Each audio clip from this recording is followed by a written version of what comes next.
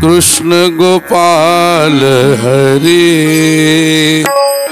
दीन दयाल हरि। हे कृष्ण गोपाल हरि दीन दयाल हरि। कृष्ण गोपाल दीन दयाल। हे कृष्ण गोपाल हरि दीन दयाल हरि। कृष्ण गोपाल हरि दीन दयाल हरि। दीन दयाल हरि कृष्ण दयाल हरे दीन दयाल हरे दीन दयाल हरे दीन दयाल हरे। कृष्ण गोपाल हरे दीन दयाल हरे। कृष्ण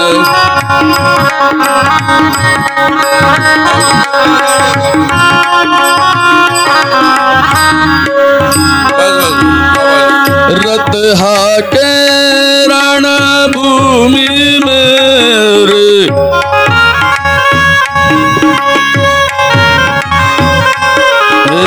रत हाके रण भूमि में और अनूत के दीप जलाए।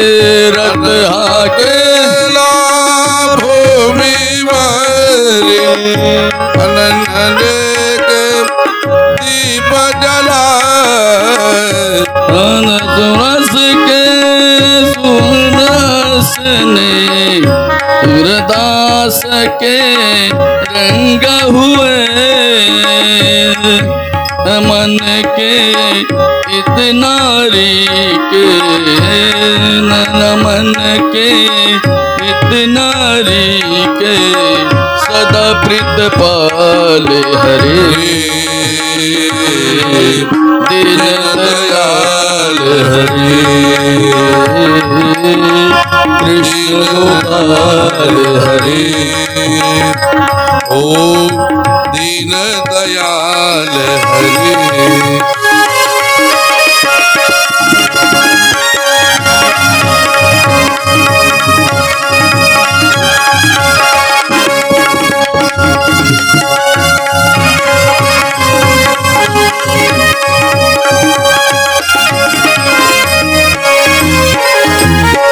शाम के रंग में रंग गई मीरा रस।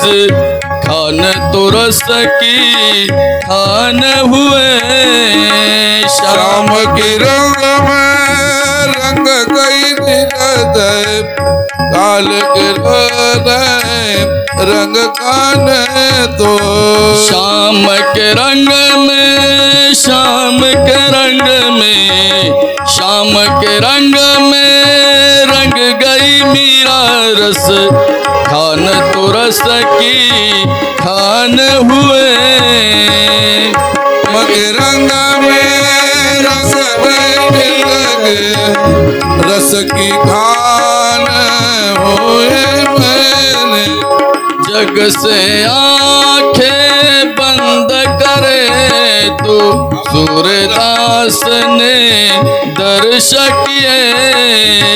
जग से आंखें बंद करे तो सूरदास ने दर्श किए। माता यशोदा ब्रिज नारी के माता यशोदा ब्रिज नारी के माखन माखन चोर हरे दीन दयाल हरे कृष्ण गोपाल हरे दीन दयाल हरे कृष्ण गोपाल हरि दीन दयाल हरि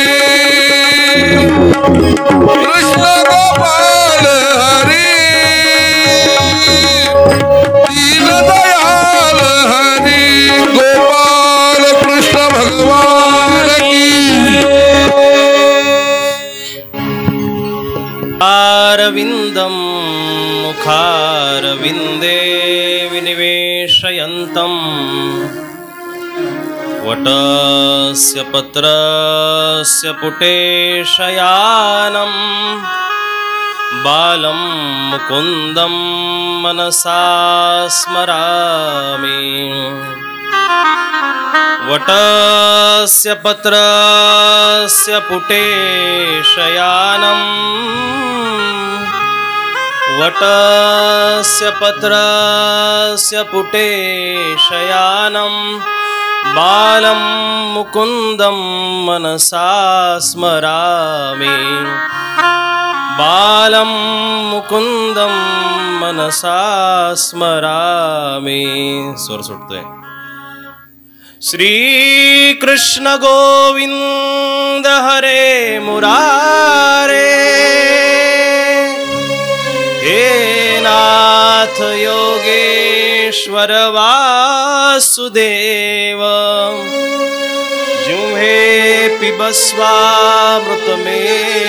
देकं गोविंद दामोदर माधवेति गोविंद दामोदर माधवेति वंशी विभूषितकरा नवनीरदाभा पीताम्बरा दरुणबिम्बफलादरुष्टात् पूर्णेन्दुसुन्दरमुखादरविन्दनेत्रात् कृष्णात् परं किमपि तत्त्वमहं न जाने वसुदेवसुतं देवं कंसचानूरमर्दनं देवकी परमानन्दं कृष्णं वन्दे जगद्गुरुं सर्वोपनिषदो गावो दुग्धा गोपालनन्दन पार्थो वस्य सुधीर्भोक्ता दुग्धं गीतामृतं महदेकं शास्त्रं देवकी पुत्रगीत मेको देवो देवकी पुत्रयो एको मन्त्रस्तस्य नामानि यानि कर्मापेकं तस्य देवस्य सेवा मुखं करोति वाचालं पङ्गुं लङ्घयते गिरिं यत्कृपातदहं वन्दे परमानन्दमाधवं श्री गोपाल कृष्ण भगवान की जय। न जायते म्रियते वा कदाचिन् नायं भूत्वा भविता वा न भूय अजो नित्यशाश्वतोऽयं पुराणो न हन्यते हन्यमाने शरीरे प्रस्तुत। आजच्या या शोकाकुल प्रसंगामध्ये उपस्थित सर्व संत सज्जन संतगण आदरणीय सगळेच गायकवृंद नातेवाईक अपरिष्ट सगळे सोयरे बालगोपाल आया बहिणी या ठिकाणी आवर्जून उपस्थित असलेले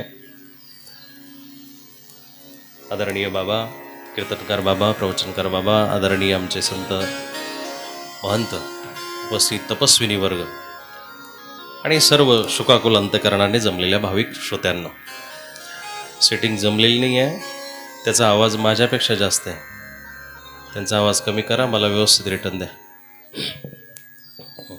तुमचा आवाज जास्त आहे आएगा सो जाएगा राजा रंक फकीर कितने सिंहासन पर चढे कितने चढ गए जंजीर। एका क्षणामध्ये एकाला येणे एकाला जाणे एका क्षणामध्ये प्रत्येकाची एक एक ही पदयात्रा जीवन यात्रा जन्म मृत्यूची यात्रा एका क्षणामध्ये संपणारी आहे।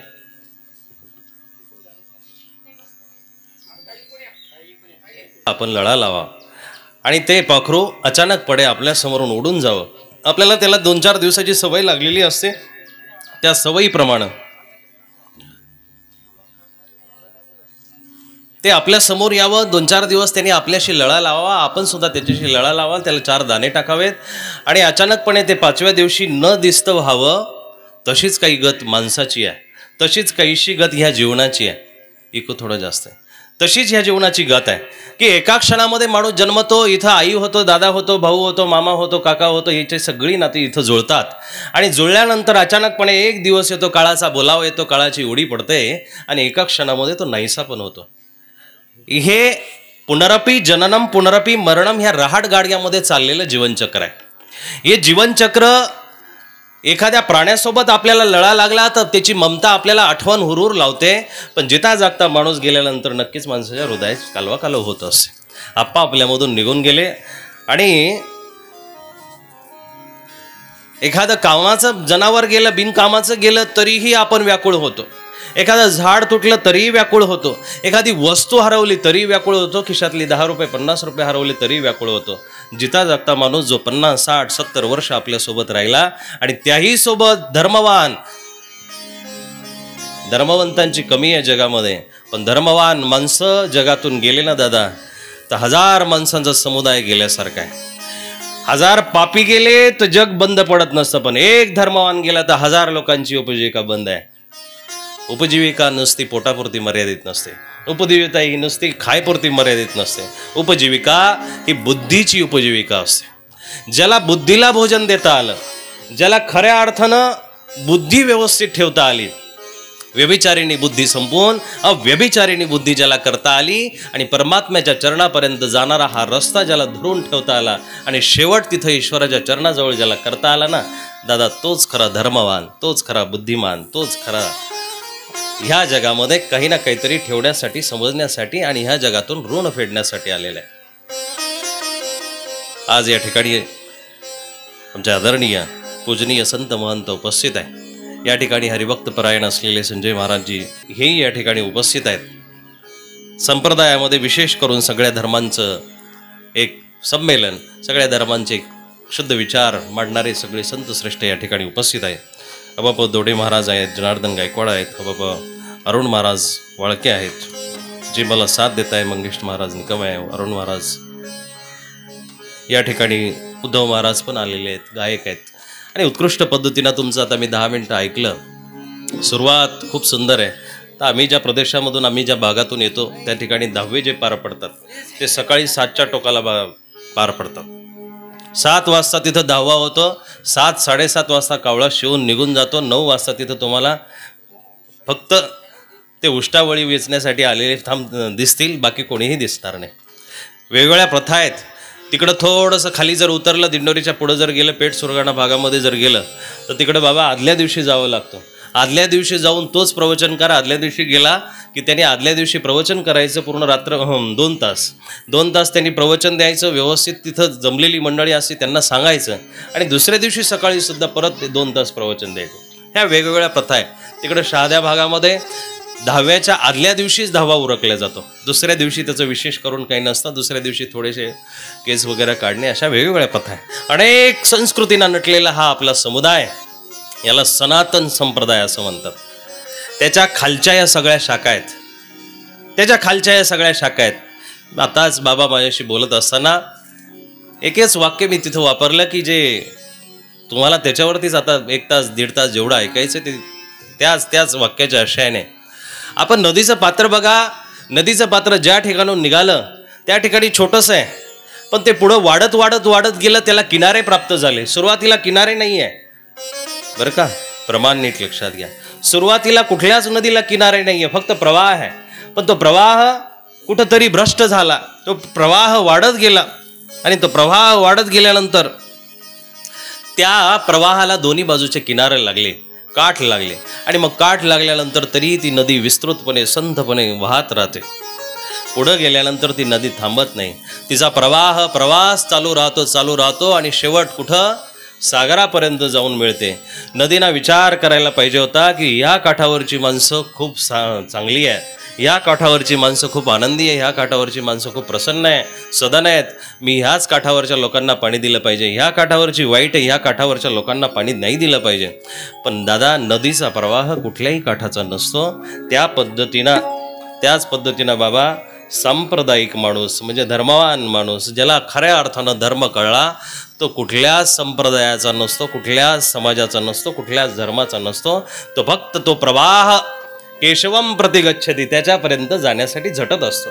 आपुलापन करावा उद्धार तरावया पार भव सिंधू, भगवद्गीता प्रमाणित करते. उदरेदात्मनात्मानम आत्मानम. तुमच्यासाठी कोणी येणार नाही. तुम्ही म्हणत असाल आम्हाला कोणी आधार देईल, आम्हाला कोणी सांगेल, आम्हाला कोणी समजावेल, तात्पुरतं सगळेजण सांगतील, समजावतील, पण पुढं चालायचं तुम्हाला आहे. मग तुम्ही कुठला रस्ता धरलाय त्याच्यावरती तुमचं भविष्य आधारित आहे, त्याच्यावरती तुमचं गंतव्य, तुमचं ठिकाण, तुमची पोहोच आधारित आहे.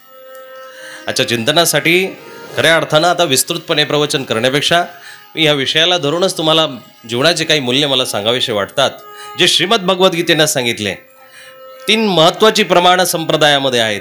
वारकरी संप्रदायामध्ये घ्या आणि माडव संप्रदायामध्ये घ्या.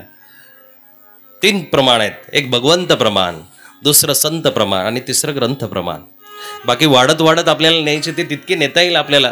सर्वज्ञ श्री चक्रधर प्रभू याच्याही पुढं जातात, याच्याही पलीकडे जातात, याच्याही पेक्षा खालच्या स्तरावरती म्हणा किंवा याच्याही पेक्षा सूक्ष्म स्तरावरती जाऊन सांगतात की तुम्हाला ज्यांनी भाजीसुद्धा निवडायला सांगितली, नुसतं सहज एखादं काम करायला जरी शिकवलं ना, तो माणूससुद्धा तुमचा गुरु आहे. त्यालासुद्धा तुम्ही प्रमाण मानू शकता, त्यालासुद्धा तुम्ही प्रमाण मानू शकता. आपल्या मान्यावरती आहे. दुर्योधनाला पंक्ती बसल्या होत्या, त्या पंक्तीमध्ये पाठवलं आणि सांगितलं की बाबा जेवण व्यवस्थित करतायत की बघ, भाकरी व्यवस्थित खातायत की बघ. गेला, हातामध्ये काहीतरी शस्त्र आहे आणि बघतो ते एखाद्या जे संत महात्मे जेवण करतायत, कुणाच्या तरी ताटामधलं सांडलेलं आहे, कोणीतरी उष्ट टाकलेलं आहे, कोणीतरी काहीतरी केलेलं आहे, कोणीतरी गप्पा मारताय, कोणी बिनमंत्र म्हणता खातंय वगैरे वगैरे. त्यांनी बघितलं आणि आल्यानंतर धर्मराजाला सांगितलं, भगवान कृष्णाला सांगितलं, व्यासांनाही सांगितलं की महोदय, अरे इथं कुणीही चांगला माणूस नाही हो. इथं जी आलेली माणसं आहे ती सगळी अशीच आहे, बिनकामाची आहे, सगळे खाण्यासाठी दक्षिणेसाठी आलेले दिसत आहेत. मग देवाने त्या धर्मराजाला पाठवला, बाबा तू जा रे, नेमकी दुर्योधन जो बोलतोय, दुर्योधन जे सांगतोय ते खरं आहे का बघून तरी ये जरा. आणि मग धर्मराज जातात. धर्मराजाने बघितल्यानंतर प्रत्येकाच्या चेहऱ्यावरचं धर्मराज तेज बघतोय, कुणाचं तप बघतोय, कुणाचा जप बघतोय, कुणाचं शरीर बघतोय. ज्याने नुसत्या दाढा वाढवल्यात त्या दाढ्या बघा, एखादा गुंड माणूसही दाढी वाढवतो, ज्याला कंटाळा आला तोही दाढी वाढवतो बरं का. एखाद्याला कंटाळाला दाढी करायचा त्याचीही दाढी वाढते. एखादा गुंड प्रकृतीचा असेल, जंगलात राहणारा असेल, त्याचीही दाढी वाढते.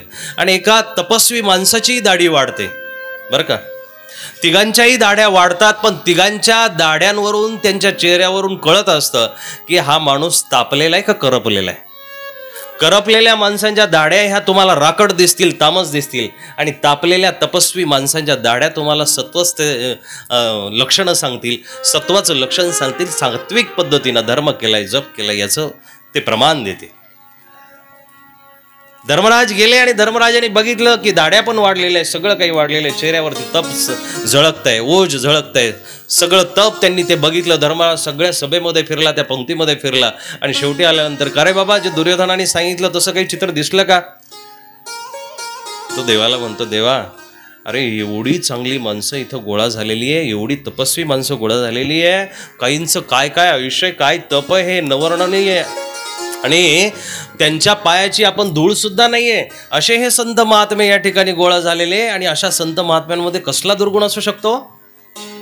बुरा जो देखन में चला बुरा न मिलिया कोई, मैंने मुझ में देख लिया मुझसे बुरा न कोई. ज्या दृष्टीनं तुम्ही बघताना ती दृष्टी तुम्हाला तशाच पद्धतीनं शिकवत असते, तशाच पद्धतीनं दृष्टी महत्वाची आहे. ते दृष्टीचं दान परमात्म्याने आपण परमात्म्याकडे मागितलं पाहिजे. ती दृष्टी जर आपल्याकडे नसेल तर आपल्याला कधीही कुठला संत सुद्धा भ्रष्टाचारी दिसू शकतो, कुठला एखादा महात्मा सुद्धा व्यभिचारी दिसू शकतो. आणि आपली दृष्टी जर चांगली असेल तर त्या प्राणी मात्रांमध्ये सुद्धा ईश्वर पाहण्याची, धर्म पाहण्याची, देव पाहण्याची बुद्धी आपली जागृत होईल. तुमच्या दृष्टीवरती आधारित आहे.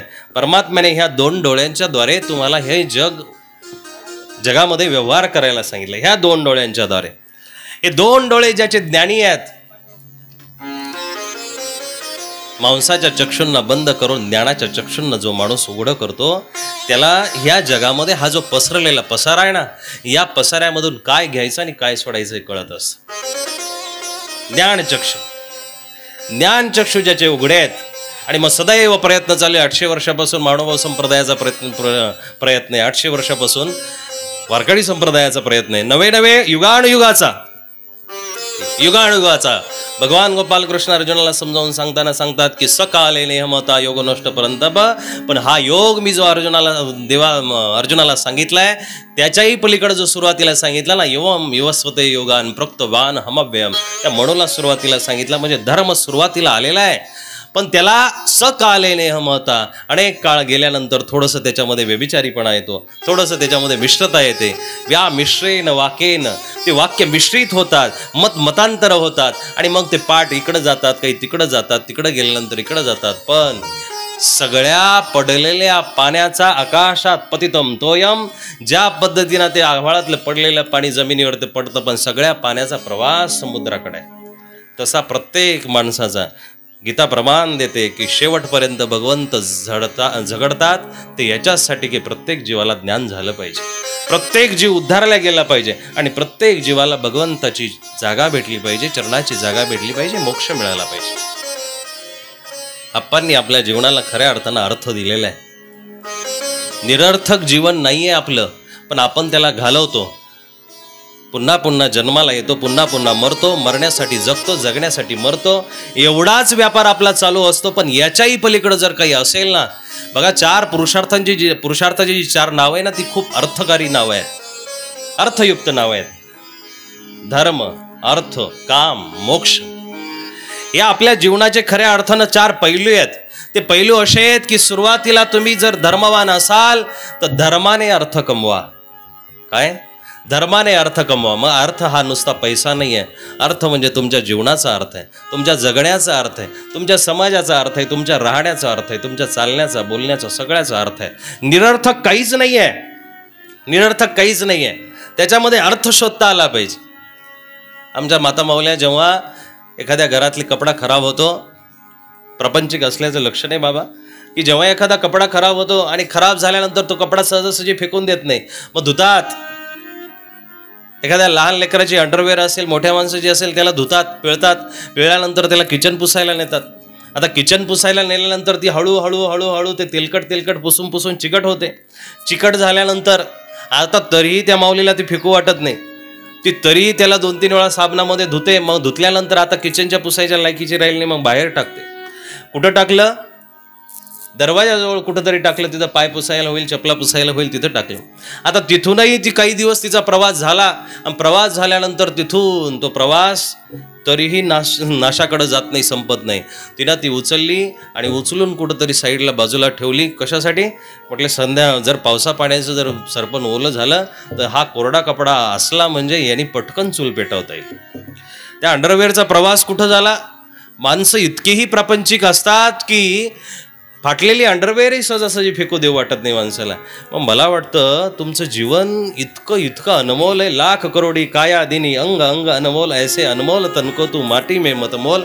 नित कर उसकी बंदगी, नित कर उसका जाप, देना होगा तो देगा अपने आप. त्या ईश्वराने करोडो लाखो रुपयाचं जे दिलेलं शरीर आहे त्याला वाया घालण्यासाठी दिलेलं का बाबा? वाया घालण्यासाठी दिलेलं नाही आहे. त्याचा काहीतरी अर्थ तुमच्या जीवनामध्ये उतरला पाहिजे. मग धर्म जर तुमच्या जीवनात असेल तरच त्या जीवनाला अर्थ आहे. आणि काम आणि मोक्ष 2 पुढचे टप्पे आहेत. पहिले 2 टप्पे असे की धर्माने अर्थ कमवा, पुरुषार्थाशिवाय जीवन नाही. कोणी म्हणाल बा सकाळ संध्याकाळचे 200-500 रुपये कमवले, आता आरामात संध्याकाळी खायला भेटतंय, मस्तपैकी जगतोय, आता काय दुसरं काही करायचं? अरे हे जगणं जे आहे ना, ते गाढवाचं, बैलाचं, डुकराचं, जनावराचं सगळ्याचे हार निद्रा भय मैथुनमच्या सामान्य मेत पशुवीर नराणम. खाणं पिणं, उठणं बसणं, लेकरांना जन्म देणं, हे सगळं पशूंचं आणि आपलं जीवन आहे, सारखंच आहे, वेगळं काहीच नाही आहे. भर्तृहरी म्हणतात की धर्मे ही एक विशेष असते, देशाम विशेष. धर्मच एक तुमच्यामधला माझ्यामधला विशेष आहे. पण धर्म जर तुमच्याकडे नसेल की धर्मे नाही ना पशुवी समाना, तो माणूस जनावरासारखा आहे, जनावरासारखा आहे. आणि एक महत्वाचं वाक्य असं आहे की सगळ्या चराचराला भूत मात्र म्हटलेलं आहे. प्राणी मात्र म्हटलेलं आहे, मनुष्याला सुद्धा मनुष्य प्राणी म्हटलेलं आहे. पण असं वागायचं, असं राहायचं, असं जगायचं, इतकं ज्ञान प्राप्त करायचं की मनुष्य प्राणी शब्दामधला जो प्राणी शब्द आहे तो गळून पडला पाहिजे आणि मनुष्य फक्त शिल्लक राहायला पाहिजे. मनुष्य मात्र भवसव्यसाचीन, फक्त मनुष्य शिल्लक राहायला पाहिजे. तर माणूस म्हणून ज्याला जगता आलं त्याचं जीवन आहे आणि त्याचाच मृत्यू खऱ्या अर्थानं अशा पद्धतीनं महोत्सव होऊ शकतो. हा मृत्यूचा सोहळा आहे ना साहेब, दादा, मृत्यूचा सोहळा आहे. आनंदाने आपण त्यांना निरोप देतोय, गाजत वाजत निरोप देतोय आणि इतक्या आनंदामध्ये आपण भजन, देवाचं संकीर्तन गात आणि गायन भक्ती करत त्याला निरोप देतोय, त्या जीवात्म्याला निरोप देतोय. ही खूप मोठी स्तुत्य आणि खुश करणारी गोष्ट आहे. कुंडलिया धावा कृष्णेची या कुंडलिया धावा, हे तृष्णेची या कुंडलिया धावा, तृष्णेची या कुंडलिया धावा. आता निश्चिंतीने पावलो विसावा, आता निश्चिंतीने पावलो विसावा, कुंडलिया धावा तृष्णेतिया, कुंडलिया धावा तृष्णेतिया.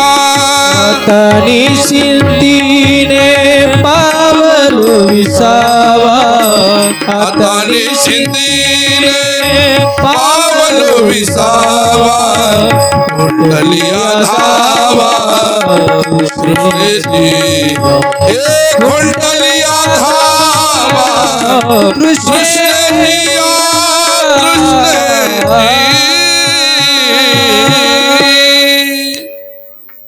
आता तुम्हाला प्रवचन ऐकायचं असेल, प्रमाण आपण देऊच, नक्की देऊ, पण थोडीशी लिंकही धरून ठेवा.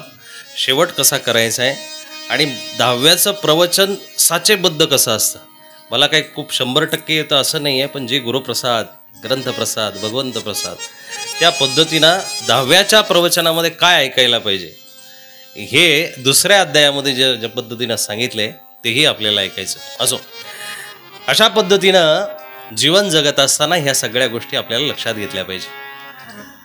युद्धाचा प्रसंग आहे आजच्या चिंतनाचा जो श्लोक आहे, न जायते म्रियते वा कदाश्चिन नायम भूत्वा भविता वा न भूय, इथपर्यंत पोहोचायचं आहे. युद्धाचा प्रसंग उभा राहिला, आता आत्मा गेला, शरीर गेलं, 240 तास त्याला आता होतील आणि 240 तासामध्ये महानुभाव संप्रदायाच्या पद्धतीने त्याला निरोप देण्याचं काम चालू आहे. आता संप्रदाय वेगवेगळे जरी असले, आता बरेचसे मला टिळाधारी मंडळी, माळधारी मंडळी दिसते आणि पंथीय महानुभाव संप्रदायीने काही लोक दिसत आहेत. आता जसा भगवद्गीतेचा श्लोक ना घेतला, मी तुमच्यासाठी एक अभंग म्हणून प्रमाण घेतो. जन हे सुखाचे दिल्या घेतल्याचे, अंतकाळीचे बा कोणी नाही झाल्या, हिन शक्ती नाक डोळे गळती, सांडोनिया पळती रांडा पोरे बाईल म्हणे आता वरता तरी बरे नाशले गर तुम कोणी या, तुका म्हणे आता माझे नाही कोणी एकाचे. असो, हे प्रमाण म्हणून तुम्हाला आता देत.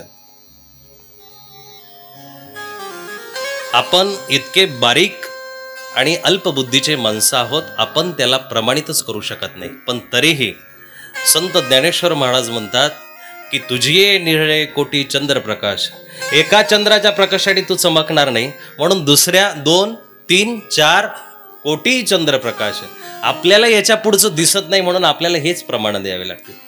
लक्षात आलं की प्रमाण देण्यासाठी आपल्याला जसं एखादा माणूस कसा दिसतो, सुंदर दिसतो. अरे सुंदर कसा दिसतो, सुंदर असा दिसतो की त्याच्याकडे बघतच राहू. अरे बघत राहू, मग तू बघत तर एखाद्या पक्षाकडेही बघावं वाटतं, एखाद्या फुलाकडेही बघावं वाटतं, तसा दिसतो का? नाही नाही, त्या गोष्टीला, त्या कथेला किंवा त्या श्लोकाला किंवा त्या प्रसंगाला फिरता येण्यासाठी सगळं जग आहे, पण प्रसंग महत्त्वाचा आहे. मृत्यूचा प्रसंग आहे आणि त्या प्रसंगासाठी जो श्लोक निवडलेला आहे तो श्लोक असा आहे, त्याची पार्श्वभूमी अशी की सेनयोरूर भैरमध्ये स्थापिता रथोत्तम, दोन्ही सैन्याच्या मधोमध रथ नेला आणि रथ नेल्यानंतर गांडीवम संस्कृते असतो तोक्षयुपरी दय्यते न जो शक्नोम व्यवस्था तुम भ्रमती वच मे म्हणा. अर्जुना, देवा, कृष्णा, अरे गडबड अशी झाली आहे, एवढी समोरची माणसं बघितली, यांच्यामध्ये माझा इतका जीव आहे, इतकी जवळची माणसं आहे.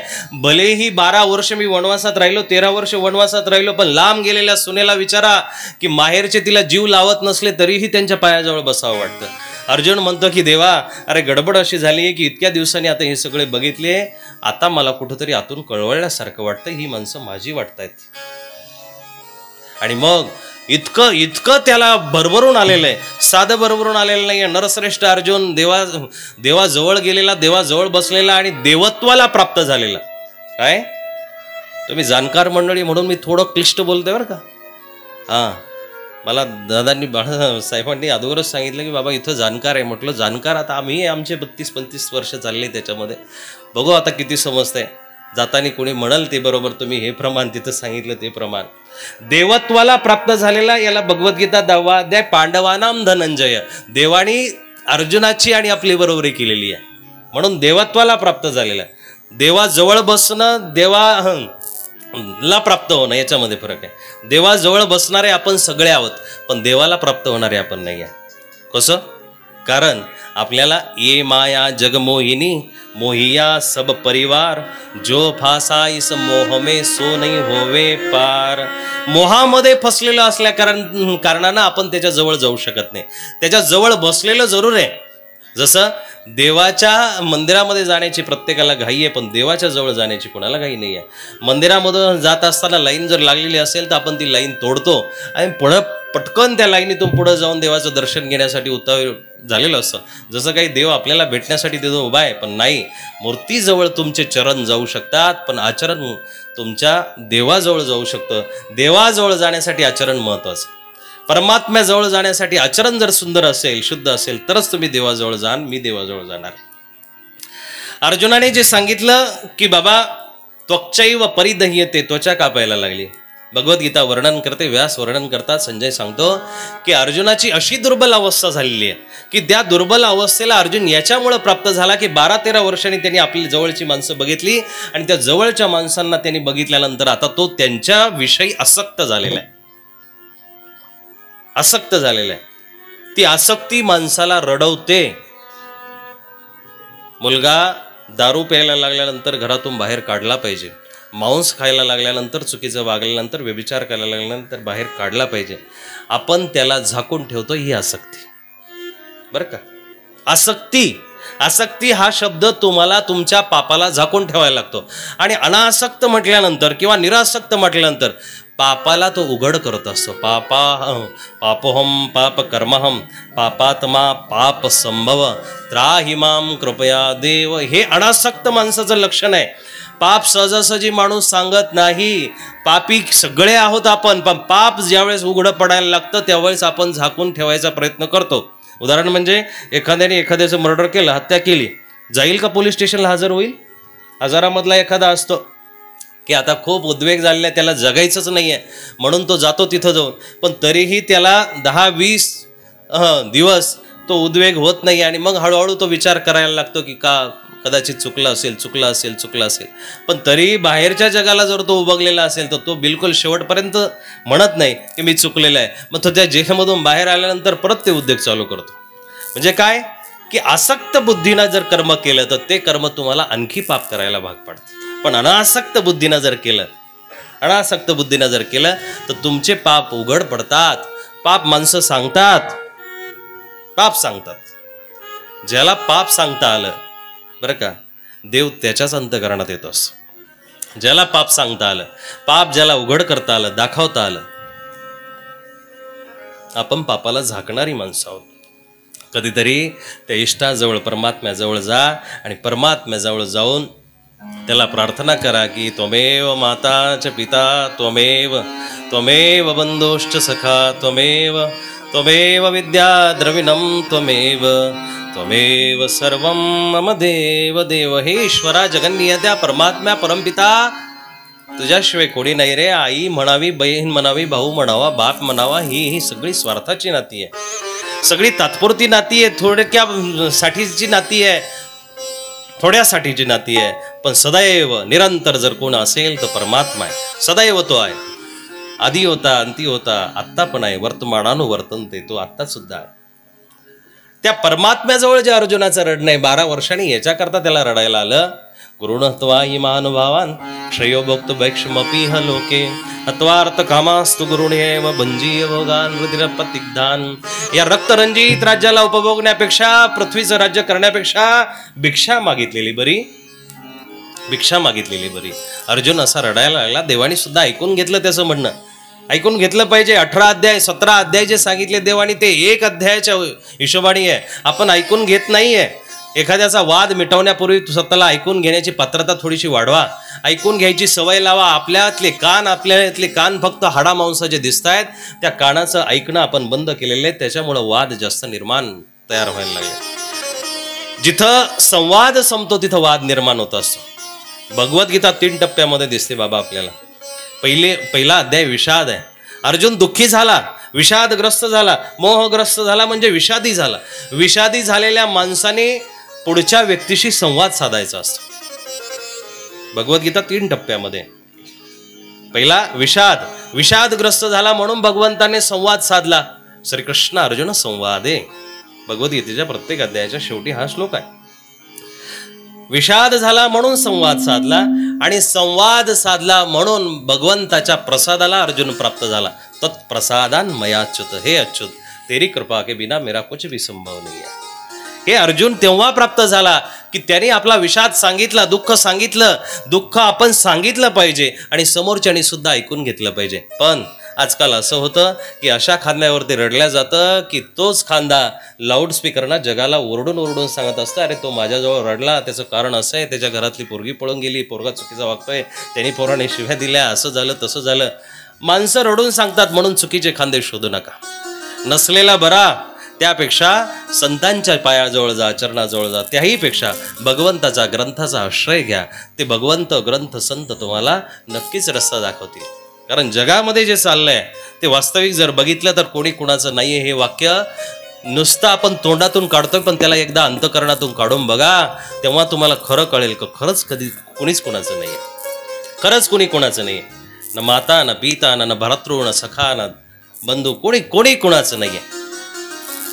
शेवटच्या समयाला आपण आपले आहोत आणि आपण कमवलेलं कर्म, आपण कमवलेला देव, बस या 2 गोष्टी तुमच्या सोबत येणार आहे, सदैव सोबत येणार आहे. अर्जुन रडायला लागल्यानंतर अर्जुनाचं रडणं देवाने ऐकलेलं आहे. ते रडणं साध्या सुध्या माणसाचं नाहीये. ते लहान लेकराचं रडणं नाहीये, चॉकलेटसाठी रडणं नाहीये, एखाद्या वस्तूसाठी, खेळणीसाठी, गाडीसाठी रडणं नाहीये. ते रडणं जे आहे ना, ते रडणं विश्वाच्या कल्याणासाठी रडणं आहे. माझ्या भावांना मारायला नको, माझ्या बहिणींना विधवा पण येईल, माझ्या पत्न्यांना, माझ्या चुलत्यांना, माझ्या काकांना, त्यांच्या घरामध्ये सगळं घर पण उजडून जाईल. भगवद्गीता वाचता तुम्ही? वाचा ना हो बाबा, वाचाल तरी वाचाल, नाही वाचलं तर नाही वाचाल. आपण खूप पवित्र भूमीमध्ये जन्माला आलेली माणसं आहोत. सात्विक भूमी प्राप्त करायला सुद्धा अनंत जन्माचं पुण्य लागत असतं. देवादिक जे क्रीडले ना, इथं जे क्रीडले, भक्ती तिकडं त्या दक्षिणमध्ये द्रविड देशामध्ये जन्माला आली. भक्तीचा उदय तिथं झालेला आहे. श्रीमद भागवताप्रमाणे तिथं जन्माला आली. महाराष्ट्रामध्ये तिला तारुण्य प्राप्त झाले. म्हणून महाराष्ट्रातली भक्ती कधी म्हातारी होऊ देऊ नका. महाराष्ट्रातली भक्ती सदैव चिरंतन राहिली पाहिजे. महाराष्ट्रातली भक्ती सदैव तरुण राहिली पाहिजे. पण आपण आपले केस रंगवतो, दाढ्या रंगवतो, शरीर रंगवतो, शरीराला तरुण ठेवायला बघतो. पण नाही, हे तारुण्य जे आहे ना, ते क्षणभंगूर आहे, तोकडं आहे, कांद्याच्या पापुद्र्यासारखं आहे. पण ज्याच्या अंतकरणामध्ये भक्तीची तारुण्यता आहे, तरुण असलेली भक्ती ज्याच्या अंतकरणात आहे ना, तो म्हातारा जरी झाला तरी त्याला देह पीडा, शरीर पीडा म्हणा, मानस पीडा सतावत नाही, दुःखी करत नाही, त्याला कधीही दुःख होत नाही. तो आतून संतुष्ट असलेला माणूस आपल्याला तयार करायचा आहे. अर्जुन जो भगवद्गीतेत रडला ना, पहिला अध्याय वाचाल तर त्याच्यामध्ये लक्षात येईल त्या अर्जुनाचं रडणं किती व्यापक आहे हो. आज वेगळीकडे आपल्याला फिरायला वेळच नाही भेटणार. तेच जर सांगायचं ठरलं ना, कथा दृष्टांत सुद्धा येणार नाही. तुम्ही जर म्हटले गीतेवरतीच जर बोलायचं, फक्त ऐका.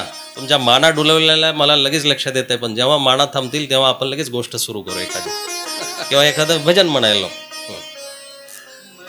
थांबा एवढं हा, हे थोडंसं प्रस्तावना मांडतो, प्रास्ताविक मांडतो आणि मग पुढं चल. तो रडला ना, तो याच्यासाठी रडला, देवा अरे ही माणसं जर मारली तर सगळ्या स्त्रिया विधवा होतील आणि विधवा झालेल्या स्त्रिया स्त्रीषु दृष्टासु वार्ष्णेय जायते वर्णसंकर. हे वार्ष्णेय भगवान कृष्णा, ज्या स्त्रिया विधवा झाल्या त्या वर्णसंकर होतील, वर्णसंकर प्रजा निर्माण करतील. वर्णसंकर शब्दाचा अर्थ हायब्रिड. हायब्रिड प्रजा निर्माण होईल. हातभर कणीस आहे, कस नाही आहे. कणसाला काय करता, खूप उत्पन्न निघतंय, कस नाही आहे. पूर्वीचा गहू खाल्यानंतर पौष्टिकता येत होती, माणसं गोरे होत होते काळे असले तरी.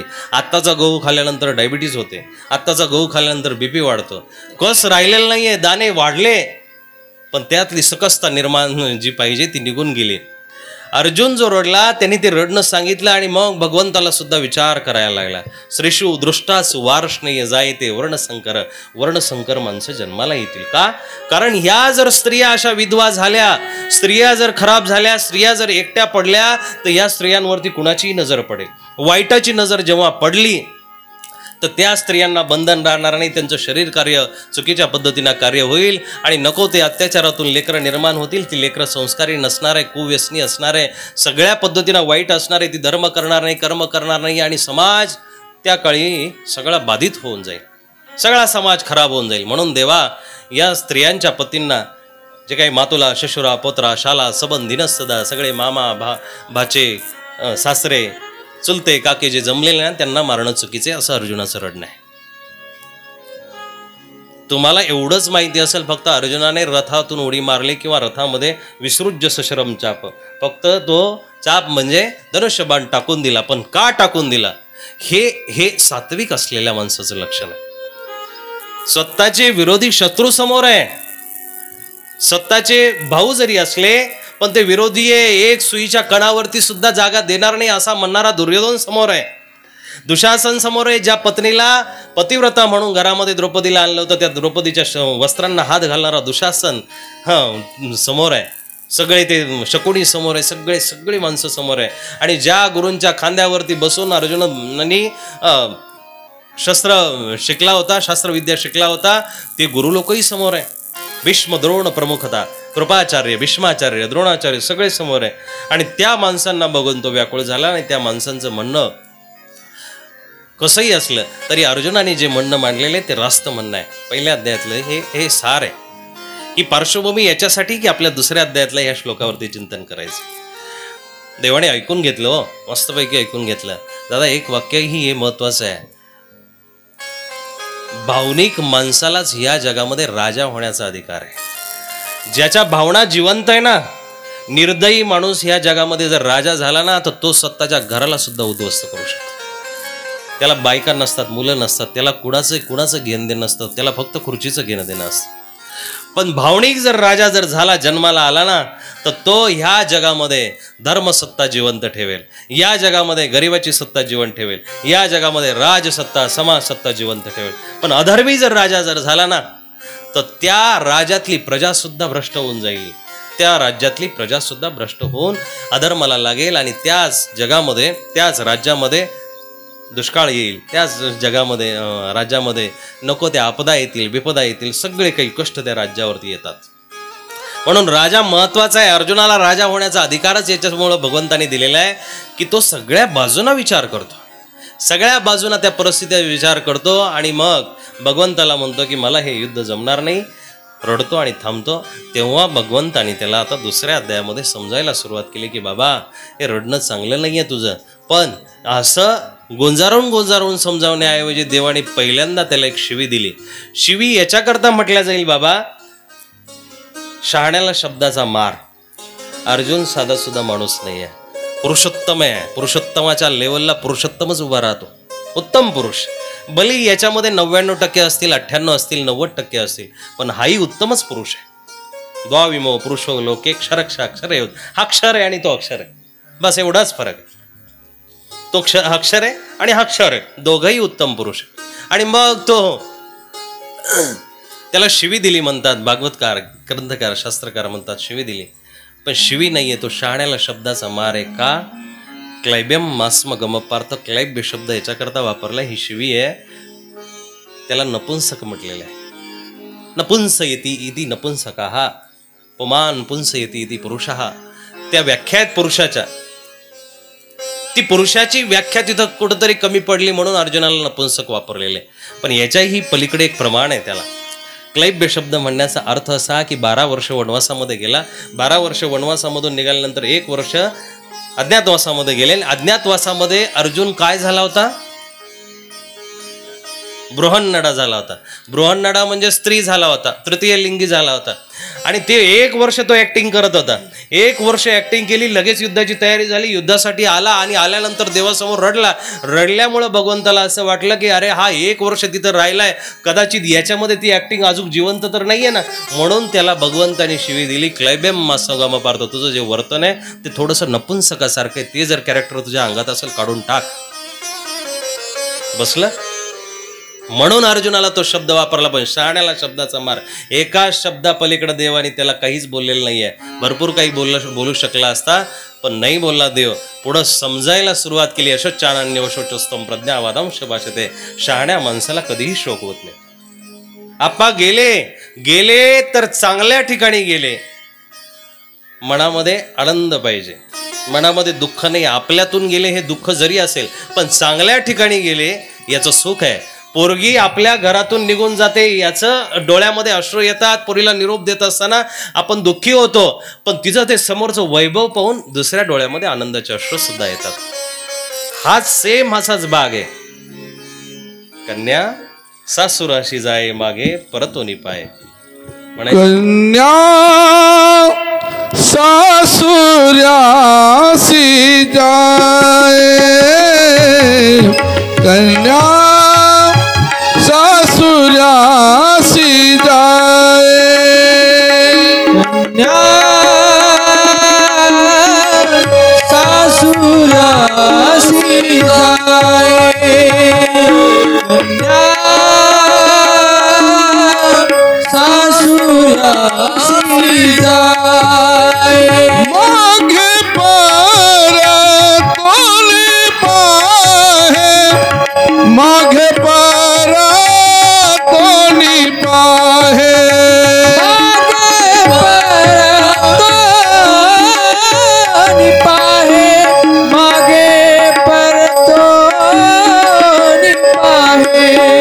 कन्या सासुराशी जाय, कन्या सासुराशी जाय, कन्या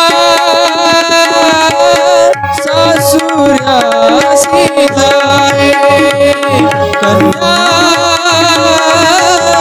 सासुराशी जाय.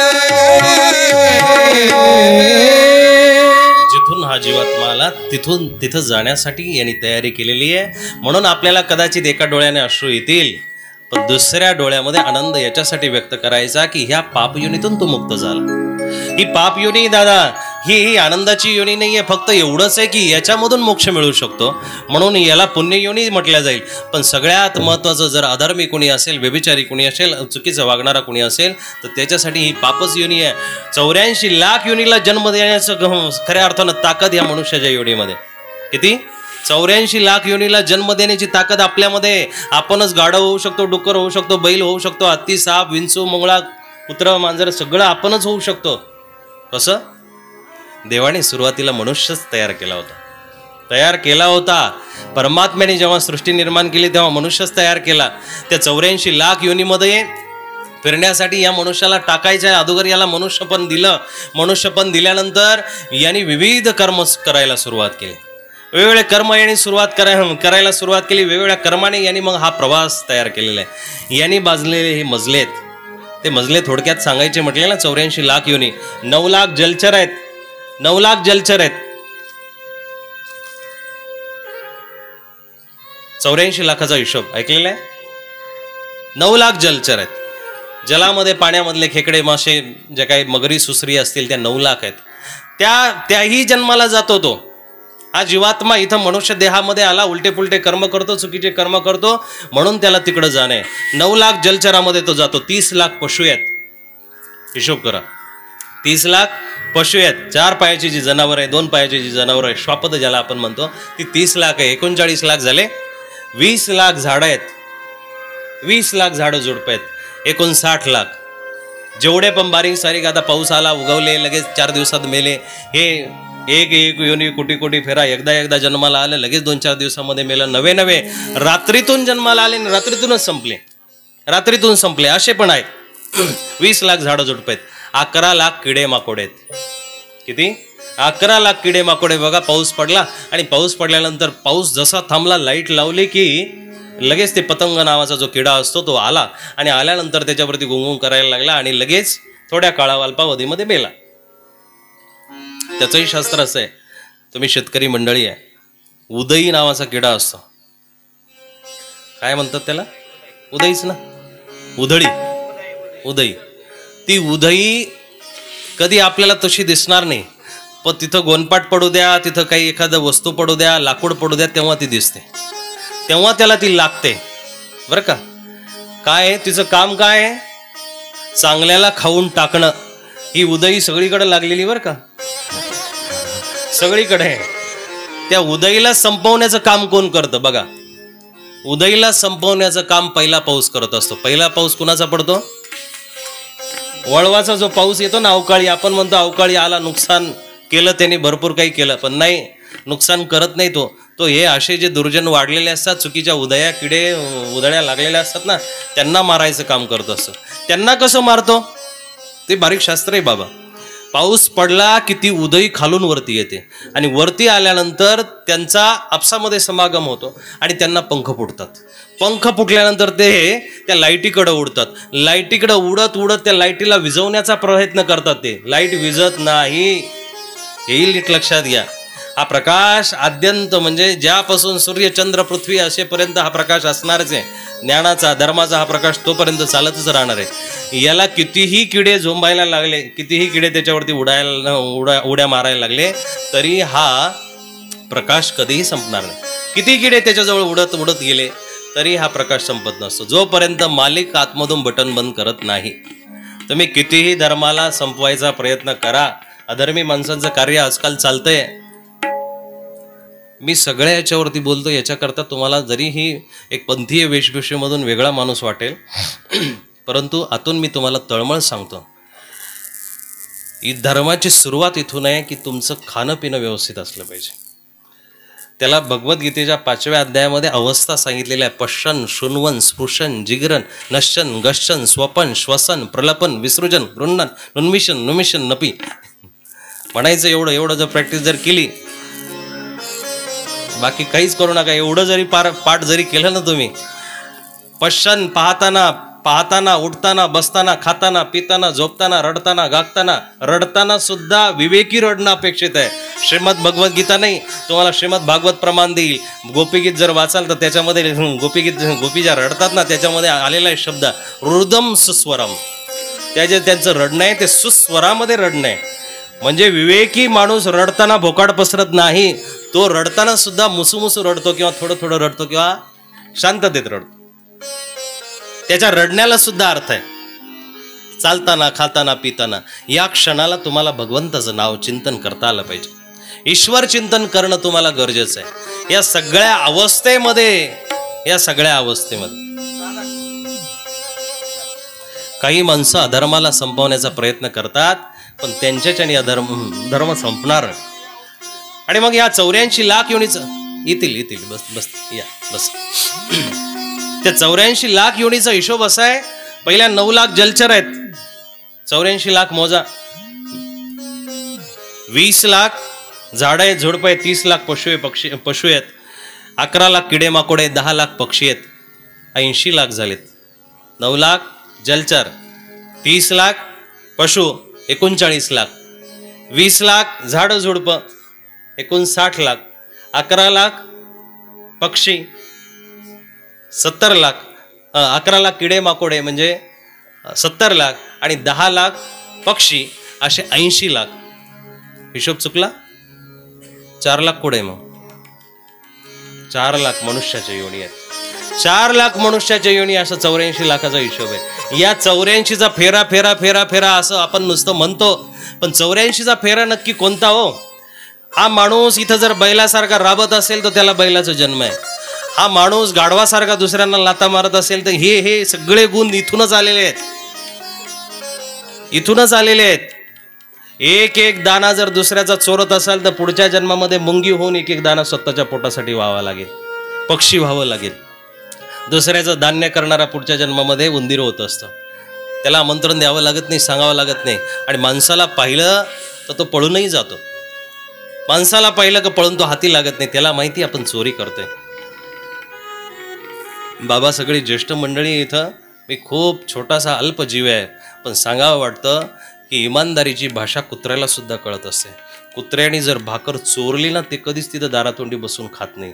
ते तिथं गल्लीत जाईल, कुठंतरी आडोशाला जाईल आणि तिथं चोरून खाईल. पण दारातोंडी पाळलेलं जर कुत्रा असेल, त्याला भाकर टाका, तिथं पडून ती तिथंच खाईल. इमानदारी अशी आहे, जनावराला सुद्धा कळते, माणसाला का कळू नये हो? माणूस ज्यावेळेस दुसऱ्यांचं हरण करतो, दुसऱ्याचं ज्यावेळेस घेतो, अर्जुनासारखं रडणं बघा.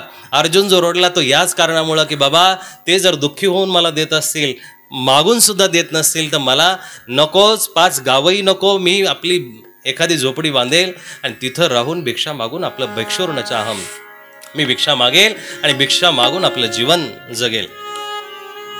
हे विवेकी माणसाचं लक्षण आहे. देवाने त्याला समजायला सुरुवात केली आणि समजवत असताना ईश्वर परमात्मा त्याला सांगत असताना, अरे बाबा, तू ज्यांच्याविषयी रडतो ही माणसं पहिलीच मेलेली आहे. आपल्या श्लोकापर्यंत येऊया आपण, की ती माणसं पहिलीच मेलेली आहे. ही माणसं आता मारायची गरज नाही. हे धड उभे आहेत, ही शरीरं उभे आहेत. ही माणसं आतून मेलेली. आतून माणूस तेव्हाच मरतो की जेव्हा त्याची नीतिमत्ता संपते, धर्म संपतो, त्याची जाणीव संपते, ज्ञान संपतं, अज्ञान प्रवेश करतं, तेव्हा माणूस मेला. शरीराने बरेही तो जगत असेल तर त्याचं धड जिवंत, शरीर जिवंत, माणूस जिवंत नाही आहे. माणूस जिवंत नाही आहे. बोरी बाबळी उगाच जगती चंदन माती कोठार. हे बाबळीसारखे माणसं जगलेले तुम्हाला दिसत असतील. 80 वर्ष झाला, 90 वर्ष झाला, 105, 150 वर्षापर्यंत काहींचं ॲव्हरेज आहे. ते ॲव्हरेज काही कामाचं नाही आहे.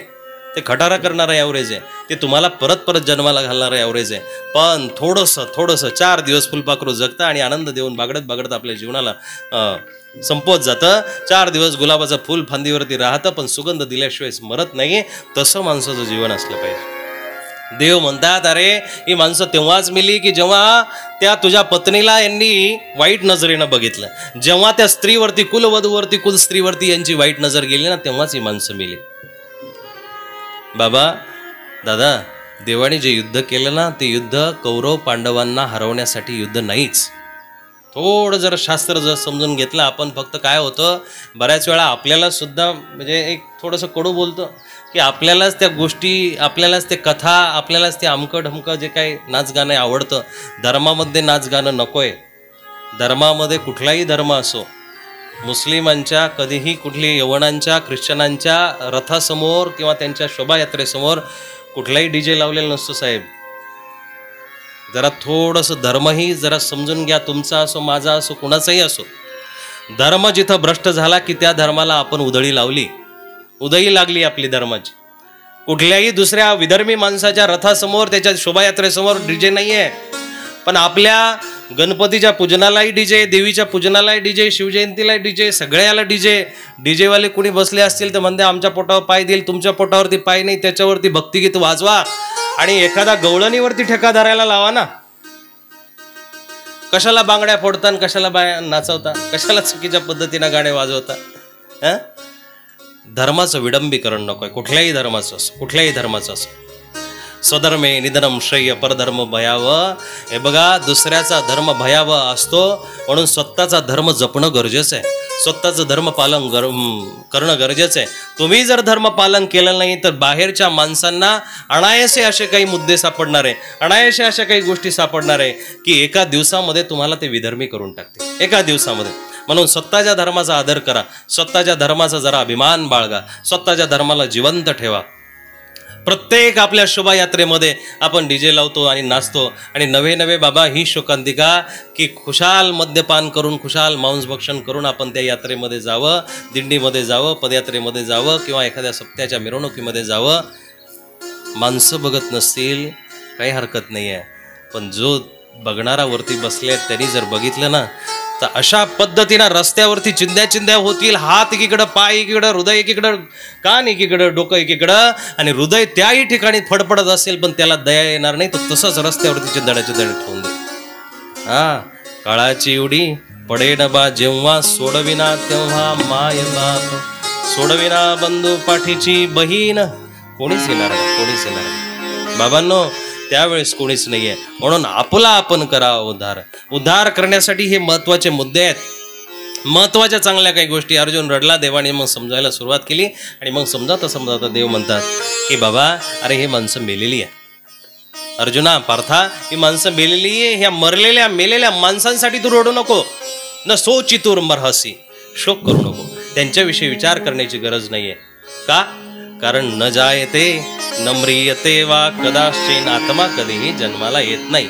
1 तासाने आपण इथपर्यंत पोहोचलो. थोडी लांबून गाडी वळवली, तसा असा शॉर्टकट आहे पुणतांब्याहून इकडं कुठला तरी रस्त्याने, पण तो रस्ता आमच्या गाडीच्या लायकीचा नाही, म्हणून आमचा लांबून आलो.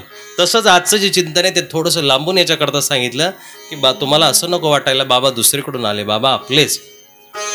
जिथं जिथं चांगलं भेटतं ना दादा, गुलाबाच्या फुलावरती माळ्याचा, कुंभाराचा, सुताराचा, मराठ्याचा, वंजाऱ्याचा, महानुभावाचा, वारकऱ्याचा, मुसलमानाचा कुणाचाही अधिकार नाही. गुलाबाच्या फुलाच्या सुगंधाला कोणीही विकत घेऊ शकत नाही. ज्ञान जे आहे ते ज्ञान सगळ्यांचं आहे, ही प्रवाहित आहे. ते एवम परंपरा प्राप्त, मग त्या परंपरा सगळ्यांनी आणलेल्या आहेत, त्या परंपरा आपण स्वीकारल्या पाहिजे. श्रीमद भगवद्गीता एकही शब्द त्याच्या बाहेरचा तुम्हाला सांगणार नाही. भगवद्गीता जे सांगते त्या पद्धतीचं जगणं सुरू करा. तुमचं जीवन सुगंधमय झाल्याशिवाय राहणार, सुगंधी जीवन होईल. न जायते न म्रियते. अर्जुनाला देव समजावून सांगतात की बाबा आत्मा जन्माला आलेला नाहीये, मेलेला नाहीये. त्या आत्म्याविषयी तू शोक करू नको, दुःख करू नको. तेव्हा कुठंतरी त्या अर्जुनाला बरं वाटलं, हायसं वाटलं. मग तिथून पुढं म्हणतात भगवद्गीता सुरू झालेली आहे. तिथून पुढं भगवद्गीतेचं सांगणं आहे. भगवद्गीतेतले काही महत्वाचे मुद्दे जीवाच्या बद्दल विचारात घेणं गरजेचं. आत्मा जन्मालाही आलेला नाहीये, मेलेला नाहीये. मग काय नेमकं हे होतं तरी काय हो? हे येणं जाणं कसं प्राप्त झालेलं आहे? कर्मानुबंधिनी मनुष्य लोके. हा जीवात्मा जेव्हा याला ईश्वराने माणूस म्हणून निर्माण केलं, हा वेगवेगळे कर्म करायला लागला. देवाची इच्छा आहे तुम्ही त्याचं भजन करावं, तुम्ही मोक्षाचा अधिकार प्राप्त करावा, धर्म करावा, नवे नवे आपल्या संस्कृती परंपरा सगळ्या काही गोष्टी जपाव्या. पण हे न करता माणूस दुसरे उद्योग करायला लागला. मग यांनी नंतर धर्मसत्ता आल्यानंतर राजसत्ता आणली, समाजसत्ता आणली, मग नंतर बाकीच्या छोट्या छोट्या सत्ता येत राहिल्या. आणि मग हा माणूस सत्ताच्या व्यापामध्ये व्यस्त झाला आणि त्याला ईश्वराचा विसर पडून गेला. की देवाने आपल्याला धाडलं कशासाठी? कृतयुगामध्ये म्हणतात की 1,00,000 वर्षाचं आयुष्य माणसाला प्राप्त झालं होतं. किती? तेव्हाही आपण प्रपंचच केला. आता उद्धाराची परिभाषा करत असेल देवदेव सकाळ संध्याकाळ हळीपाठाचे शब्द तोंडामध्ये घुटमळत असतील, आता सहजासहजी शक्य नाही. कारण हे युगच नास्तिक आहे, हे युगच नास्तिक आहे, हे युगच पापी आहे. पण जेव्हा चान्स मिळाला होता तेव्हा वाटोळं करून टाकलेले. कृतयुगामध्ये म्हणतात 1,00,000 वर्षाचं आयुष्य भेटलं. 1,00,000 वर्ष कशाला म्हणतात हो? 1,00,000 वर्ष आयुष्य भेटला तेव्हाही तो फक्त आपसा बसून राहायचा. आत्मोपस्ती हा धर्म तिथं सांगितलेला होता. त्या पद्धतीनं फक्त चैतन्य अहम ब्रह्मास्मी ह्या विचारामध्ये तिथं बसून राहिला. ते युग संपलं. परत याचा जन्म झाला. त्रेतायुगामध्ये 10,000 वर्ष याला आयुष्य प्राप्त झालं, तरीही त्यांनी उद्योग केला नाही, देव प्राप्त करायचा उद्योग केला नाही. त्यानंतर द्वापारामध्ये आला, 1,000 वर्षाचं आयुष्य प्राप्त झालं म्हणतात. युगाचं परिमाण आहे 32, 16, 8, 4 अशा परिमाणाने त्याला आयुष्य प्राप्त झालं. कलियुगामध्ये तो आला, याला 100 वर्षाचं आयुष्य प्राप्त झालं. पण या 100 वर्षामध्ये त्याला काय काय करायचंय हो? या 100 वर्षामध्ये त्याला 20 वर्षापर्यंत नोकरी करायची, 22व्या वर्षी 23व्या वर्षी लग्न करायचंय, 25व्या वर्षी पोरं आहे, 26व्या वर्षी फिरायला जायचंय, 30व्या वर्षी फ्लॅट घ्यायचा, 35व्या वर्षी गाडी घ्यायची, 40व्या वर्षी एखादं दुखणं आलंय, 45व्या वर्षी विदेश ट्रिप काढायची आहे, परत एखादं दुखणं आलंय, परत ॲडमिट व्हायचंय, परत दुःख भरायचंय. आणि मग लेकरा बाळांचे लग्न समोर येतात, त्यांचं शिक्षण समोर येतं. त्यांचं शिक्षण झालं म्हणजे त्यांचा प्रपंच समोर येतो. आणि त्यांच्या प्रपंचातून थोडासा जर रिटायर जर झाला, मग हरी हरी हरी हरिमुखे म्हणा आणि पुण्याची गणना कोण करी? कशाची गणना हो? अहो आपल्या पापाची गणना बघा पहिली. आपलं पाप इतकं झालं की 60 वर्षापर्यंत देवाचा रस्ता सापडला नाही आपल्याला, 70 वर्षापर्यंत देवाचा रस्ता सापडला. आता काय खाक भेटणार आहे? वर बसा, खाली बसा, फॉर्च्युनरमध्ये बसलेला माणूस असू द्या, BMW जॅग्वारमध्ये बसलेला माणूस असू द्या आणि सायकलवरती बसलेला माणूस असू द्या, त्या मोठ्या गाडीमध्ये बसलेला माणूस कितीही भारी गाडी असू द्या, 6 एअरबॅग 10 एअरबॅग असलेल्या गाडीमध्ये बसलेला असेल, पण त्याचं नेटकंच मूळव्याधाचं ऑपरेशन झालेलं तर त्याला ते शीट आराम देणार नाही. आराम देईल त्या गाडीचं शीट. पण सायकलवरती बसलेला माणूस आहे, भाकर जरी खाल्लेली नाहीये, खिशामध्ये काही दमडी सुद्धा नाही, पैसे नाहीये, खिशामध्ये काहीच नाहीये, तरी त्याला जर म्हटलं ना कसं काय, आनंदात आपलं सगळ्यात बेस्ट चालेल, सगळ्यात भारी चालेल. अवस्था मनाच्या आहेत दादा. मन चंगा तर कठोट में गंगा. मन जर चांगलं असेल, मन जर चांगलं असेल तर सगळं काही होऊ शकतं. म्हणून इथं कर्म करत असताना चांगली कर्म करा, इथं वागत असताना चांगलं वागा. अर्जुनाला जे देवाने सांगितलं की बाबा इथून पुढचं तुझं कर्म आहे, तुझ्या कर्माने आता तू क्षत्रिय झाला, तुझ्या कर्माने आता तू राजा होशील, तुझ्याच कर्माने तुला मला सुद्धा प्राप्त होणं आहे. 3 टप्प्यामध्ये गीता आहे. पहिला कर्मयोग आहे, दुसरा ज्ञानयोग आहे आणि तिसरा मोक्ष संन्यास योग आहे. 3 टप्प्यामध्ये. 3ऱ्या टप्प्यामध्ये मोक्ष गाठायचा आहे, म्हणजे कामना मोक्षाची ठेवायची. पुरुषार्थ असा की धर्माने अर्थ कमवायचा, धर्माने जीवनाला अर्थ द्यायचा, धर्माने जीवनाला अर्थ कमवून कामना म्हणजे मनातली इच्छा अशी ठेवायची की मला मोक्ष प्राप्त झाला पाहिजे. कारण हा जीव जन्माला आला, पुन्हा पुन्हा आईच्या गर्भामध्ये गेला, पोटाच्या यातनामध्ये आईच्या गर्भामध्ये जाऊन पोटाच्या त्याला सगळ्या नरक यातना प्राप्त झाल्या आणि पुन्हा पुन्हा तो जन्माला येऊन मृत्यूच्या दारापर्यंत जातो, परत दुसऱ्या योनीमध्ये जातो. हे अनेक वेळा चालू आहे. पुनरपी जननम, पुनरपी मरणम, पुनरपी जननी जठरे शयनम. याच्यावरती पर्याय काय? भज गोविंदम, भज गोविंदम, गोविंदम भज मूढमते. भज गोविंदम, भज गोविंदम, भज गोविंदम मूढमते. गोविंदम भज मूढमते, गोविंदम भज मूढमते. गोविंदम भज मूढमते, गोविंदम भज मूढमते. गोविंदम भज मूढमते. हरि गोविंदम मूढमते. भज गोविंदम, भज गोविंदम, गोविंदम भज मूढमते. भज गोविंदम, भज गोविंदम, भज गोविंदम मूढमते. भज गोविंदम, भज गोविंदम, भज गोविंदम मूढमते. म्हणून अरे मूढमती मूर्ख माणसा, त्या गोविंदाचं भजन करा. पर्युपासते तेषां नित्याभियुक्तानां योगक्षेमं वहाम्य. तुझा योगक्षेम तो चालवल, तू फक्त त्याचं भजन कर. पुन्हा पुन्हा आईच्या गर्भामध्ये जाणे, पुन्हा पुन्हा त्या नरक यातना प्राप्त करणे. मातेचे उदक कुहरी तचुने विष्टेच्या दाथरे उकडणी नवमासवरी जन्म जन्मोनी मरती. हे चालू आहे ना, सदैव चालू आहे, सदैव चालू आहे. म्हणून याला थांबवण्यासाठी एक सर्वोत्कृष्ट जो पर्याय तो ईश्वराचं नामचिंतन करणे. परमात्म्याच्या नामाने तुम्ही सगळीकडे प्राप्त होऊ शकतात. हा जो प्रपंच प्राप्त झालेला आहे आपल्याला, त्याचं प्रमाण तुम्हाला माहिती का? हा सगळा कर्माच्या संयोगाने प्राप्त झालेला प्रपंच आहे. तुम्हाला मुलगा झाला असेल, मुलगी झाली असेल, पत्नी झाला असेल, सगळं काही झालं, हे कर्मबंधनाने प्राप्त झाले. कसं? अपत्य 4 प्रकारे जन्माला येत असतं. 4 पद्धतीने अपत्य जन्माला येतात. पहिलं जे पोरग जन्माला आलं, 5-10 किलोचे पेढे वाटले, साऱ्या गावाला तुम्ही जिलेबी पार्टी दिली असेल, पण त्या पोराने तो गोडवा तुमचा आयुष्यभर ठेवायचा की नाही ठेवायचा 20व्या-22व्या वर्षीच कळतं. किलो, 10 किलो, 100 किलो जरी तुम्ही साखर वाटली असेल, पण 20व्या वर्षी त्या पोराने वाईट वागायला सुरुवात केली, चुकीचं वागायला सुरुवात केली, आणि चुकीचं वागल्यानंतर जेव्हा तुमच्याकडे तक्रारी येऊ लागतात ना, तेव्हा त्या तक्रारी तुमच्या तोंडचा गोडवा पळवल्याशिवाय राहत नाही. तोंडचा गोडवा पळवल्याशिवाय राहत नाही. आणि त्याचा जो दाह आहे, जसं इथं आग लागल्यानंतर त्याचा दाह 10-20 फुटापर्यंत जातो. शास्त्रकार म्हणतात, एका कुळामध्ये जर एक वाईट जन्माला आला तर पतंती पितरो हेशाम लुप्त पिंडो दकक्रिया. स्वर्गामध्ये गेलेले पितर सुद्धा नरकामध्ये पाठवतात तिथली लोक. म्हणतात, अरे तुला संस्कार देता आला नाही, तुझ्या 7 पिढ्या बर्बाद केल्या, तू चुकीचा माणूस तुझ्या कुळामध्ये जन्माला आला. तुझ्या कुळामध्ये जर चुकीचा जन्माला आला असेल तर तुला इथं स्वर्गामध्ये राहण्याचा अधिकार नाही. तिथले पितर म्हणतात नरकामध्ये जातात. एवढं एक अधर्मी माणसाचं वागणं सगळ्या कुळाला बिघडत असते. म्हणून चुकीचं वागू नका, चुकीचं वागू नका. संत सदा उपदेश सुनावत. संत साधू लोक ग्रंथ सदा सदा नेहमी आपल्याला उपदेश सांगत असतात की बाबांनो, चांगलं वागा. तिथलं पुण्य संपलं म्हणजे आपल्याला खाली येणंच आहे. मग दया पुण्याची पावटी रे सरे, सगळं संपलं की संपलं. एकदा पुण्य संपलं, इथं सुद्धा तेच आहे. इथलं पुण्य संपलं की राजाचा रंग व्हायला वेळ लागत नाही. अहो 50 वर्षापर्यंत माणूस काम करतो, काबाड कष्ट करतो, लाखो रुपये करोडो रुपये जमवतो आणि मग विचार करतो की आता मस्तपैकी गाडी घेऊ, तीर्थयात्रेला जाऊ, 4 धाम यात्रा करू, मस्तपैकी आता सगळे एन्जॉय करू, पत्नीला 2, 5, 10, 5 तोळे घेऊ, पोरांना गाड्या घेऊन देऊ, बंगले बांधून देऊ, सगळा विचार करतो. जीवन 2 पल का और समान सो बरस का.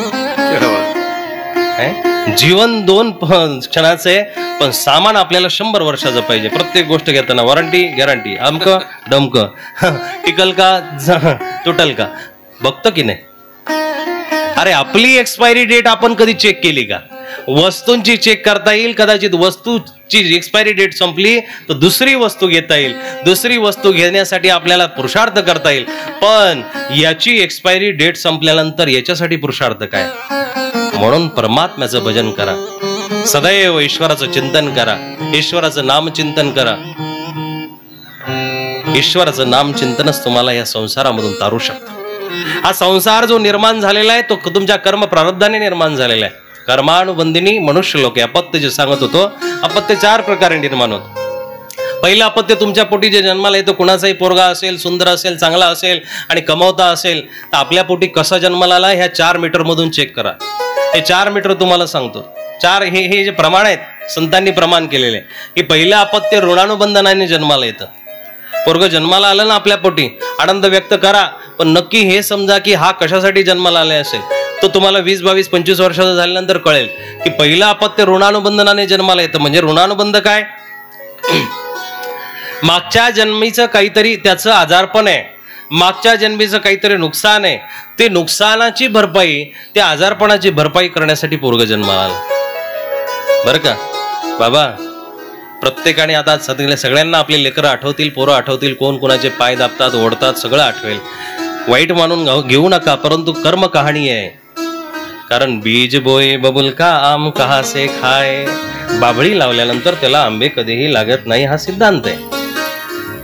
पोरग जन्माला आलं, मागच्या जन्मीचं त्याचं काहीतरी आजारपण आहे. मागच्या जन्मीचं त्याचं काहीतरी आजारपण म्हणजे काय की गर्भामधून आता बाहेर आलं, पोरग जन्माला आलं, जन्माला आल्यानंतर डॉक्टरांनी सांगितलं 5-7 दिवस याला काचेत ठेवावं लागेल. गेले 2-3 लाख रुपये. हे कर्ज आहे, ऋणानुबंध आहे. त्याला काचेतून कसं तरी काढलं, घरी नेलं. घरी नेल्यानंतर सगळ्यांनी मग आनंद व्यक्त केला. 1-2 महिने गेले आणि पोरगा आता खाईना पिना, पोट डांबारायला लागलं, फुगायला लागलं, म्हणून परत डॉक्टरकडे गेले. डॉक्टरांनी चांगलं चेकअप केलं, एक्सरे काढला, MRI काढला. लक्षात आलं की हृदयाला छिद्र आहे. किती लागतील? 4 लाख रुपये लागतील. हे ऋणानुबंधन आहे. ऋणानुबंध मागच्या जन्मातलं काहीतरी घेतलेले आणि ते 4 लाख नाही घेतलेले, ते घेतलेले एवढेशेच आहेत. किती? एवढेशेच आहे. 40च असतील किंवा 50च असतील, 20च असतील, पण ते अनंत काळ गेला, अनंत युग गेलं, त्याचं व्याज वाढत गेलं. त्याचं व्याज वाढत गेल्यामुळं आता ते 4 लाख देणं आहे. तेव्हाच जर दिलं असतं, एखाद्याचं गपचिप घेतलेलं आहे आणि त्यांनी वर्षांनी मागितल्यानंतर देऊ वाटत नाही. अरे देतो ना, देतो ना, देतो ना. आपलं दिलेलं हात जोडून काढावं लागतं. आजची ही गत आहे. चोराला चोर म्हणणं पाप झालंय, वाईटाला वाईट म्हणणं पाप झालंय. एखाद्याला तुम्ही ज्याच्याकडे काही नाही त्याला शेठजी म्हणा, सावकार म्हणा, बाबा म्हणा, दादा म्हणा, काका म्हणा, नाना म्हणा, नेते म्हणा, तो आनंदित होतो. काही नसेल तरीही. अरे ज्याच्याकडे आहे तो सुद्धा स्वतःला चोर म्हटल्यानंतर वाईट वाटून घेत नाही. ज्याच्याकडे आहे ना जगाची सत्ता, शिशुपाळ 99 शिव्या देत होता आणि तो 99 शिव्या फक्त सभेमध्ये आल्यानंतर नाही दिल्या, दररोज देत होता. बर का, त्याला जेव्हा तुम्ही महाभारत पाहिलं असेल तेव्हा त्याचं जेव्हा मुंडकं छाटल्या जातं, गर्दन छाटल्या जाते, त्यातून जे काही निघतं, ज्योत निघते आणि ती कृष्णाच्या चरणाजवळ जाते. शास्त्रामध्ये सांगितले की त्याचा आत्मा निघून त्याची प्राणज्योत कृष्णाच्या चरणाजवळ विराजमान झाली. त्याचं कारण असं की तो सदैव कृष्णाचं स्मरण करत होता. ते स्मरण कसं होतं? ते स्मरण भलेही शिव्याच्या रूपात होतं, पण कृष्ण भामटा आहे, कृष्ण चोरटा आहे, कृष्ण वाईट आहे, कृष्ण चुकीचा आहे, कृष्ण पक्षपाती आहे. कृष्ण सुटत नव्हता, कसा का असे ना, पण कृष्ण त्यांनी सोडला नाही, म्हणून त्याचा सुद्धा आत्मा. आणि याला बाबा भगवद्गीताही प्रमाणे प्रत्येक श्लोक है, अपिचेत्सु दुराचारो भजते माम अनन्य भाग. दुराचारी से भी दुराचारी अगर मेरा स्मरण करता है, मुझे ध्याता है, तो मैं उसको व्यर्थ में नहीं जाने दूंगा, नरक में नहीं जाने दूंगा. तो माझ्या चरणाजवळ येईल. ही भगवंताची शाश्वत वाणी आहे, पण आपल्याला त्याच्या शब्दावरती विश्वास नाहीये, त्याच्या शब्दावर विश्वास नाहीये.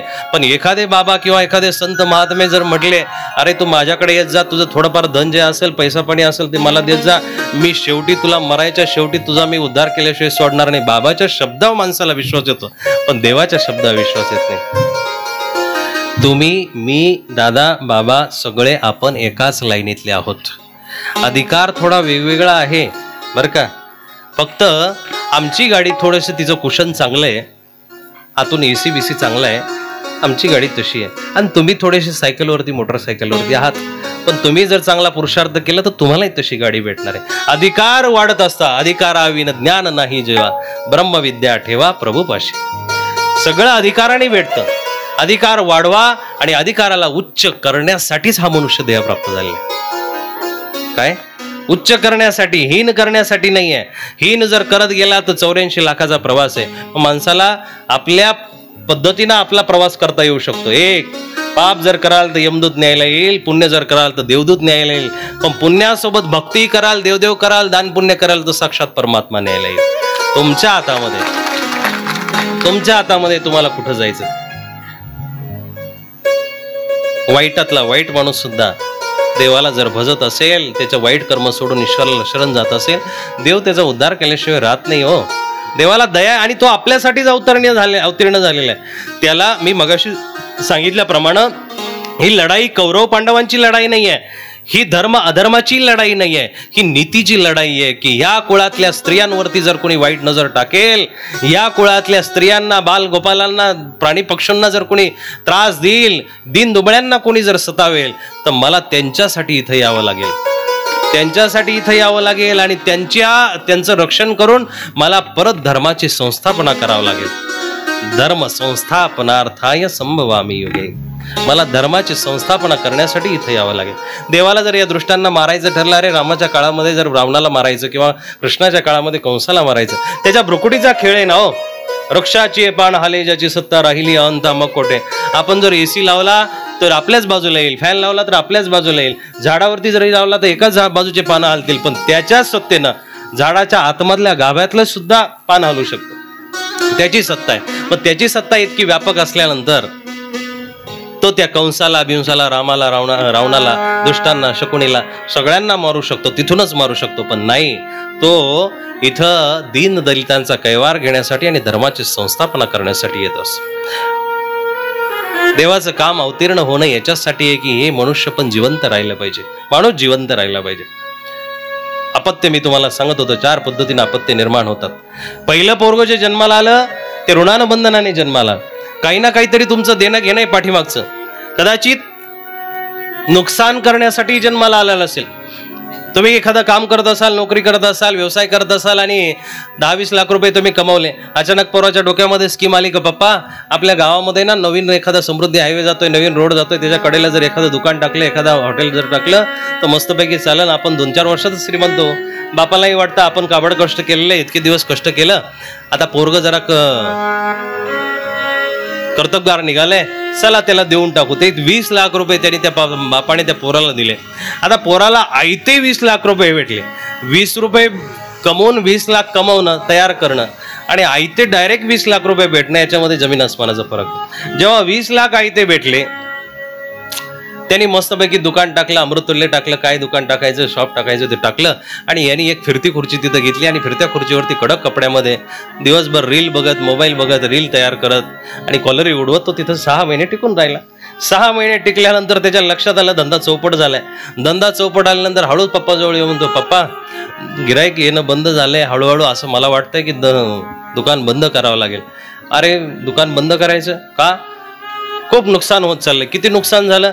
मग हिशोब दोघाही बाप लेकाने बसून काढला. याला खर्चायला 20 लाख रुपये दिले होते आणि कर्ज 25 लाख रुपये करून बसले. हे मागच्या जन्मीचं काही ना काहीतरी ऋणानं बंद की पूर्वजन्माचं कर्ज म्हणून पोरग जन्माला आलेलं असतं. होतंय का कुणासोबत असं? तुम्ही सांगणार नाही, परंतु मनातल्या मनात मध्ये तुमच्या आलंच असेल ते.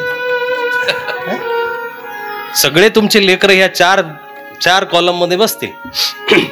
या 4 प्रमाणामध्ये तुमचे जेवढे लेकरं असतील ते बसतील. पहिलं लेकरू ऋणानुबंधनाने जे जन्माला आलं त्याच्यामध्ये पोरगी का असे ना, मुलगा का असे ना, मुलगी का असे ना, मग व्यसनासाठी जन्माला येईल किंवा नुकसान करण्यासाठी जन्माला येईल किंवा व्याधी म्हणून, आजार म्हणून जन्माला येईल. व्यसनासाठी जरी जन्माला आलं, काहीच घरामध्ये माळा आहे, मोठ्या बोराच्या एवढ्या माळा आहेत, मोठ्या मोठ्या सुपारी एवढ्या माळ्या घालून बसलेले आहेत, गंध आहेत, टिका आहे, सगळे मुक्का आहे, सकाळ संध्याकाळ हरिपाठ आहे, देवधर्म आहे, पूजावसर आहे, देवपूजा आहे, सगळं काही आहे. आणि अचानक पोराला 20व्या 22व्या 15व्या 16व्या वर्षी वळण लागतं. 9वी 10वीतले पोरं जे करतात आपले त्याच्यासाठी इंदोरीकर बाबा आहेत व्यवस्थित सांगण्यासाठी. पण जे जे करतात ते अचानक वाढलं आणि वाढल्यानंतर त्यांनी अचानक व्यसनाचा रस्ता धरला. काय बिड्या प्यायला लागला, सिगरेट प्यायला लागला, दारू प्यायला लागला आणि चुकीच्या पद्धतीनं व्यसन करायला लागला. घरामध्ये देवधर्म होता, सगळं काही होतं, पण संगत बिघडली आणि त्या संगतीनं चुकीच्या रस्त्याला गेला. हे सगळं आपलंच पूर्वजन्मीचं कर्ज. पोरग बिघडलं नाही दादासाहेब, पोरग बिघडलं नाही हे लिहून घ्या. आपलं कुठंतरी बिघडेले म्हणून ते आता बिघडत चालले. आपण बिघडून आलो होतो.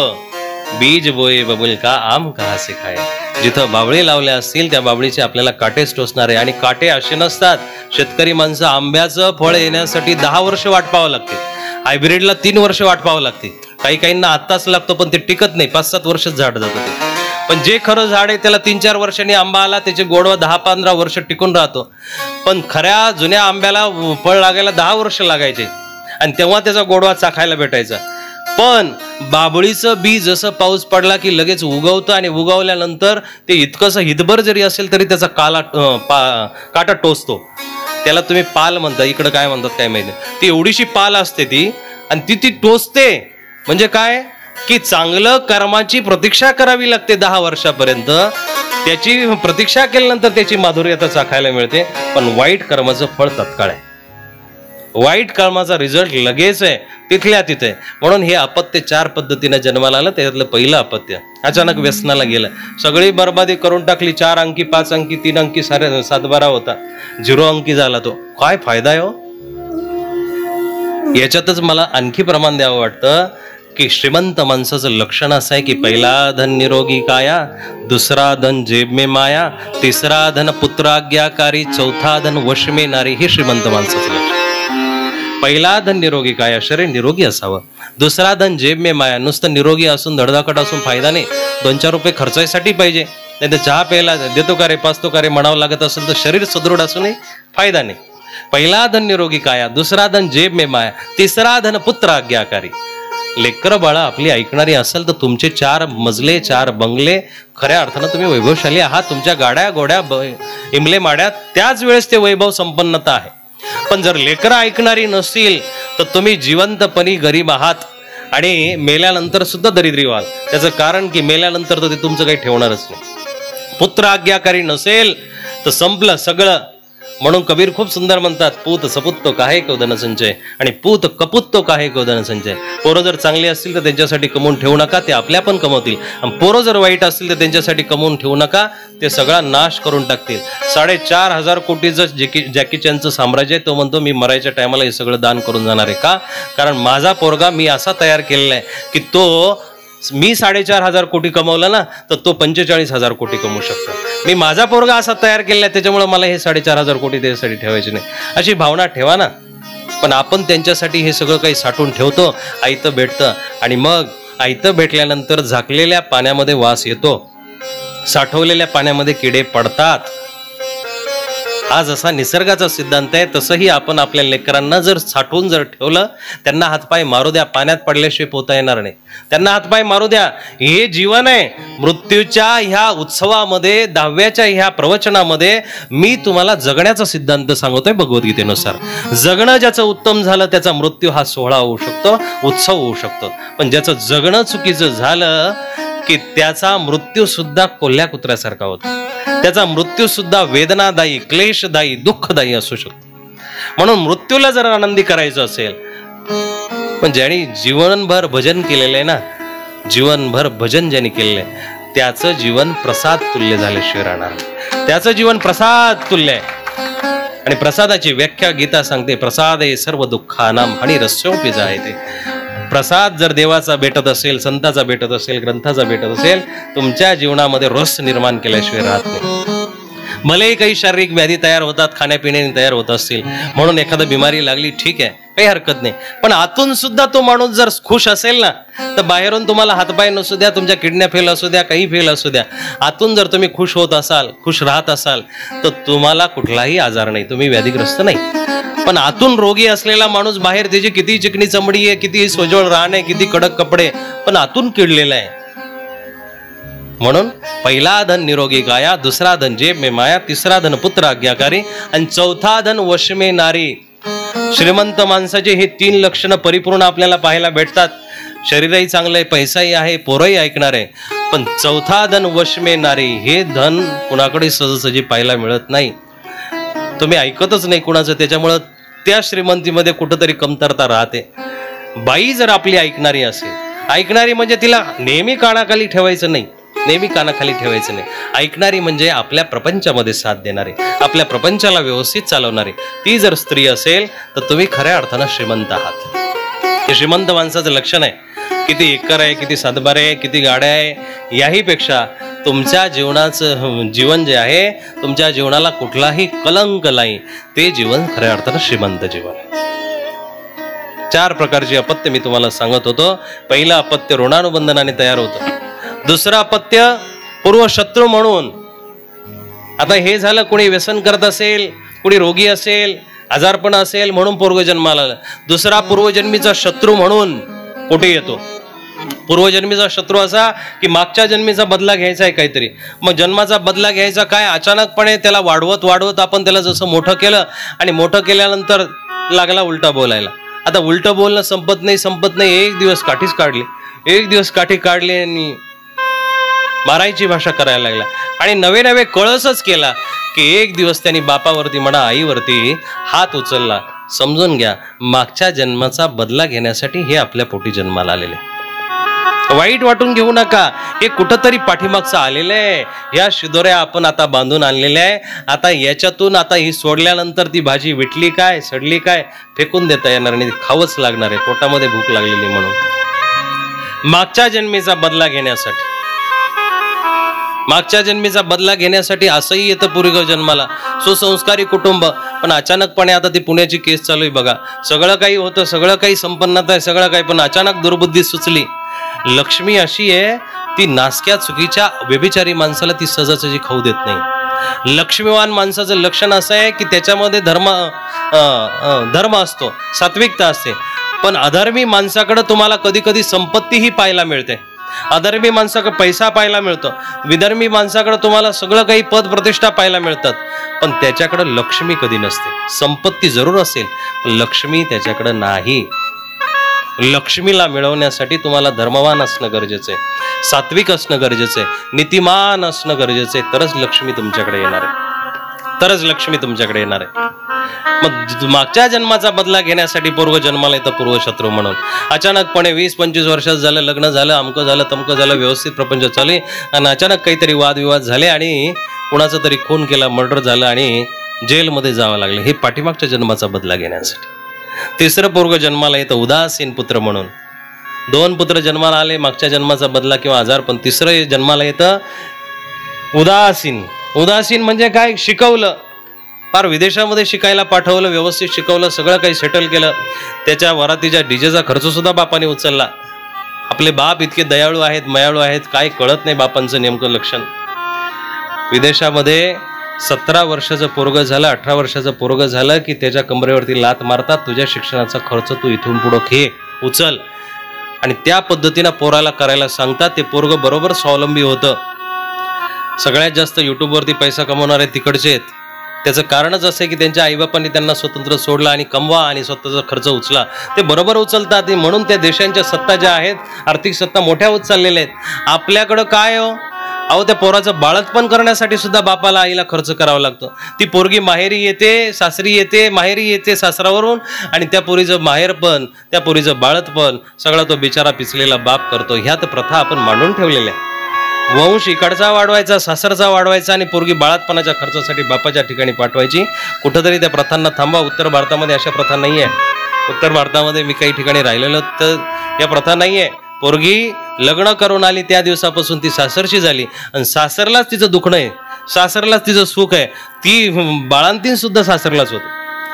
आणि मग पोरग महिन्या 2 महिन्याचं 4 महिन्याचं झालं का मग आरामाला माहेरला जात असतं. आपल्याकडे उरफाटे काही प्रथा बदलल्या पाहिजे. वंश तुमचा वाढवायचा आणि खर्च तिकडं करायला लावायचा. ह्या जरा स्वार्थी मतलबी असलेल्या प्रथांना बंद करा.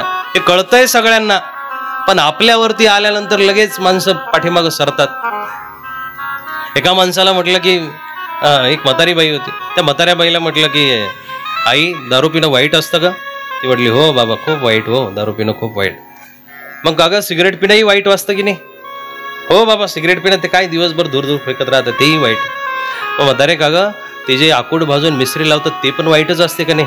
म्हातारीनं जशी चप्पल काढली ते सांगणाऱ्याच्या पाठीमागे लागले की मेल्या तुला माझंच आकूड दिसत होतं का? माझ्या आकुटाने किंवा माझ्या मिसरीनं काय केलं? म्हणजे माणूस आपल्यावरती आल्यानंतर हात झडकत असं. दुसऱ्याच्या घरी एखादी गोष्ट घडली की म्हणतो बघा कर्माची फळं भोगतोय, आणि आपल्या घरामध्ये किंवा आपल्याजवळ घडलं तर म्हणतो बघा देवाच्या घरी अंधार आहे हो, माझ्याकडे देव लक्षच देत नाही. अरे त्याला जर कर्माची फळं भोगावी लागतात तर तुला कुठून सोनकेळं येणार आहेत? तुला कुठून सीताफळं भेटणार आहेत? तुला कुठून सफरचंद भेटणार आहे? तुलाही कर्माची फळं भेटणार आहेत. म्हणून माणसाने स्वतःच्या बाबतीत न्यायाधीश बनू नये, जज बनू नये. देवाला त्याच्या सत्तेप्रमाणे काही गोष्टी करून द्या. उदासीन पुत्राचं लक्षण सांगतो. उदासीन पुत्र असा की वाढवलं आणि वाढवल्यानंतर त्याला लग्न करून दिलं, मस्तपैकी सुनबाई पाहिली आणि त्याची सगळी सेटिंग करून दिली. आणि पोरगा जसा 3ऱ्या 4थ्या दिवशी 5व्या दिवशी नोकरीसाठी व्यवसायासाठी जिथून आलेला होता, दिल्ली मुंबई पंजाबवरून किंवा विदेशातून अमेरिकेतून, तिथं गेला. आणि गेल्यानंतर त्या पोराने या आई वडिलांच्या व्याधीमध्ये दुःखामध्ये सुद्धा कधी डोकून पाहिलं नाही, आणि मेल्यानंतर सुद्धा 10व्याला आला नाही. हे उदासीन पुत्राचं लक्षण. काही घटना घडताय. काही असे मुंबईला 37,500 एक संस्था निर्माण झालेली आहे, तुमचे सगळे क्रियाकर्म करणारी संस्था. त्याच्यात ब्राह्मण पण फ्री आहे, 4 खांदेवाले फ्री आहे, 5-10 रडणारे फ्री आहे. 37 मध्ये प्लॅनिंग करा. जर आपल्या घरी जर असे दिवे नसतील, विजले असतील किंवा जर वळणाला लागले नसतील तर त्या संस्थांना पैसा दिलेला बरा. पण आपल्या घरी जर लेकरं असतील, ते जर वाह्यात वागत असतील, चुकीचं वागत असतील, तर आजच त्या गोष्टींना आळा घाला. आज या समाजाला लागलेली कीड जर आपल्याला दूर करता आली तरच आपण आपल्या जगण्यावरती न्याय केला असं म्हणता येईल.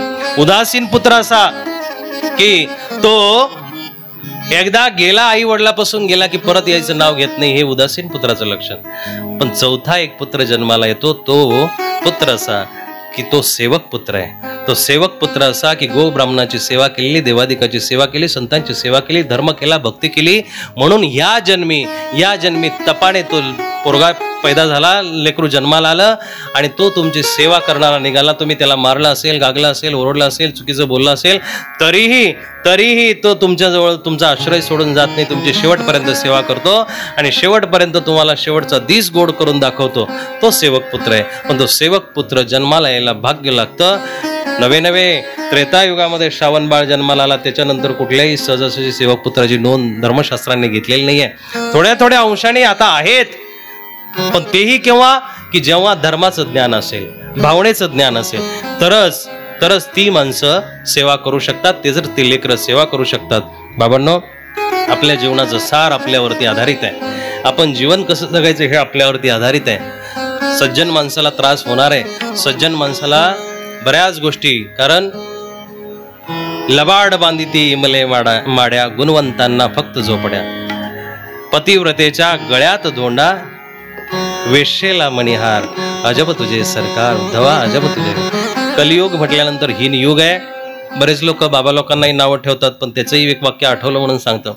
तुम्ही जर कलियुगामध्ये जन्माला आले तर तुमचे जे बाबा लोक आहे, गुरु लोक आहे, तेही कलियुगातलेच आहे. ते तुम्हाला द्वापार युगातले सापडणार नाही. त्यांच्याकडून बिन कपड्याची, बिन गाडीची, पायी चालण्याची अपेक्षा धरू नका. त्यांच्या पाकिटांची मोजमाप काढू नका. कारण तुम्ही जर कलियुगात जन्माला आले, तुम्हाला जर मस्तपैकी हप्त्यातून 15 दिवसातून ढाब्याला किंवा हॉटेलला जावं वाटतं, वडापाव खावं वाटतो, मस्तपैकी राईस डिश खावं वाटते, प्लेट खावी वाटते, तुम्हालाही मस्त कडक कपडे, इस्त्रीचे कपडे घालावे वाटतात, तर तुमचे गुरु लोकही कलियुगातलेच आहेत. ते द्वापारयुगातले, त्रेतायुगातले नाही आहेत. तुम्ही तिथल्या ऋषीमुनींची संकल्पना करून जर त्यांना म्हणत असाल, बाबा तुम्हाला चपलांची बुटाची काय गरज, तुम्हाला एसी गाडीची काय गरज, तुम्हाला एवढ्या स्लॅबच्या आश्रमाची काय गरज, बाबा त्यांना गरज नाहीये. त्यांचा जीव आहे, तुझा जीव आहे आणि त्यांचा जीव नाहीये का? ते जर ह्या युगामध्ये, तू जर ह्या युगातला आहे तर तेही ह्या युगातले. तुझा जर धर्म करण्याचा अधिकार जर असेल तर तुझा उद्धार याच जन्मामध्ये होणार आहे आणि त्यांच्याच हातून होणार आहे. पण तुझा जर अधिकार नसेल तर साक्षात भगवंत जरी आता ह्या ठिकाणी अवतार घेऊन आला तरीही तू खालीच पाहत राहशील, तू वरती पाहणार नाही. म्हणून उत्तिष्ठ जाग्रत प्राप्य वरान्न बोधत, उठा, जागे व्हा आणि काहीतरी चांगल्याला प्राप्त व्हा, असं शास्त्र सांगतं. बाबांनो, आपलं जीवन सुखकर करण्यासाठी, जीवन चांगलं करण्यासाठी ज्या पद्धतीनं आपण आपल्या जीवनाला आनंद आयाम दिलेला आहे, आपल्या जीवनाला अर्थ दिलेला आहे, तो खऱ्या अर्थानं पुरुषार्थ आहे. पुरुषार्थ हा पण आहे की हा संसार तर नेटा कराच, पण त्याही सोबत मोक्षाला प्राप्त व्हा, मुक्तीला प्राप्त व्हा.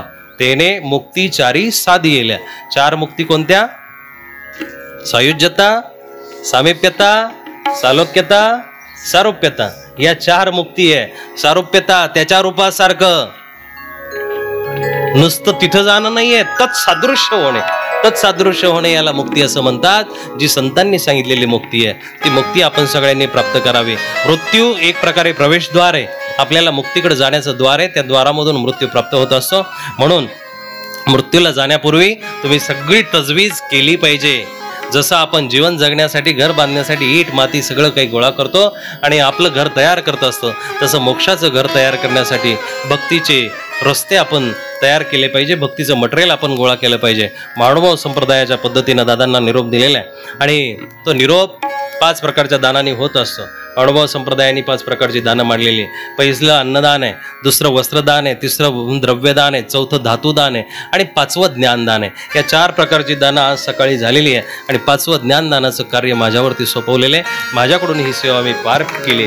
जशी काही झाली असेल सेवा चुकीची पद्धतीनं 1-2 घेतो प्रमाण.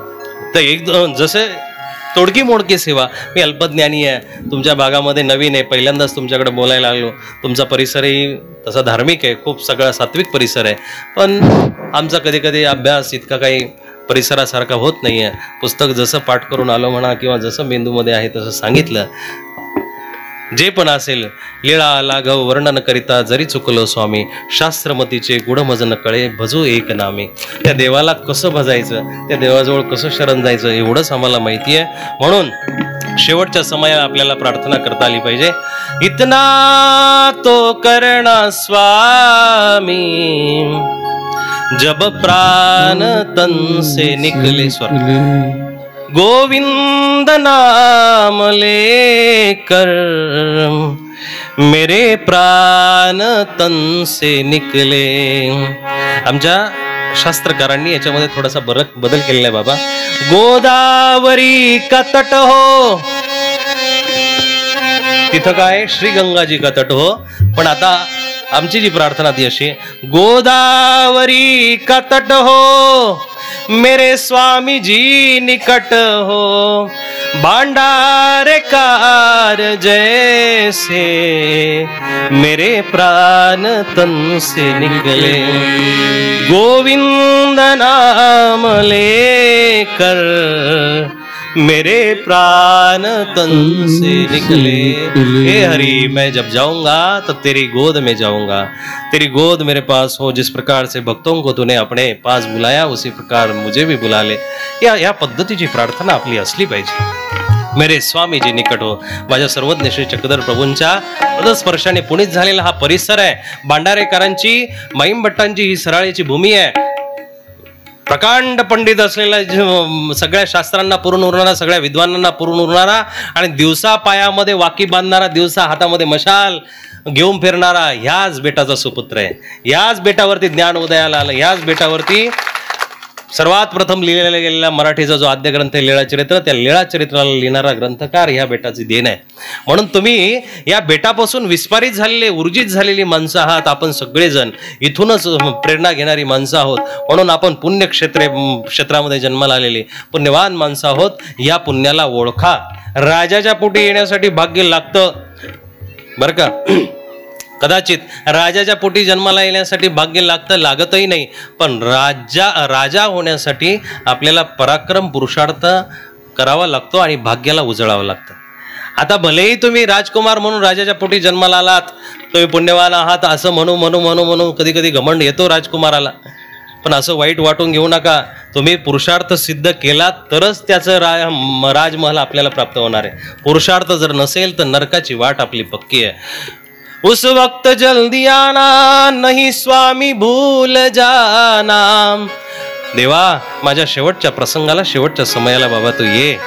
बस चिम्या गोम्या दादा नाना काका पप्या त्याला जवळ बोलायचं कहो तजवीज करू नका.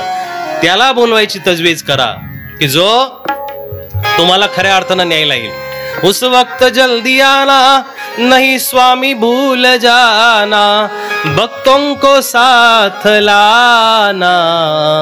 मेरे प्राण तन से निकले गोविंद नाम लेकर, मेरे प्राण तन से निकले. अशा पद्धतीने आपल्याला देवाला प्रार्थना करता आली पाहिजे आणि ईश्वराला ही मैली चादर अर्पण करता आली पाहिजे. म्हणायचे घ्यायचे.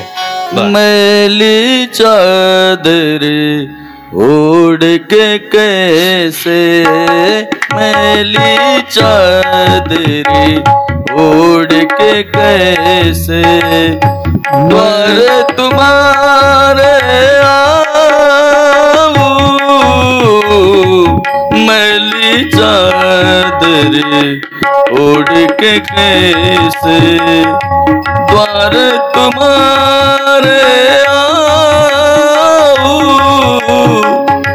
है पावन परमेश्वर मेरे, है पावन परमेश्वर मेरे, कैसे आग बुझाऊं.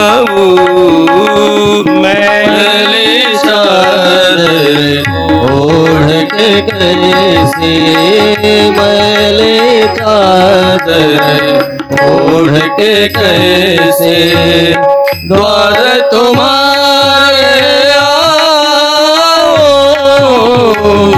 मैली चादर ओढ़ के कैसे, मैली चादर ओढ़ के कैसे.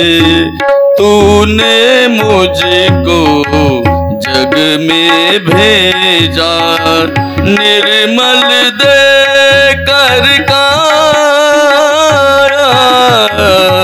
तूने मुझको जग में भेजा निर्मल दे कर काया. आकर के संसार में मैंने उस पर दाग लगाया.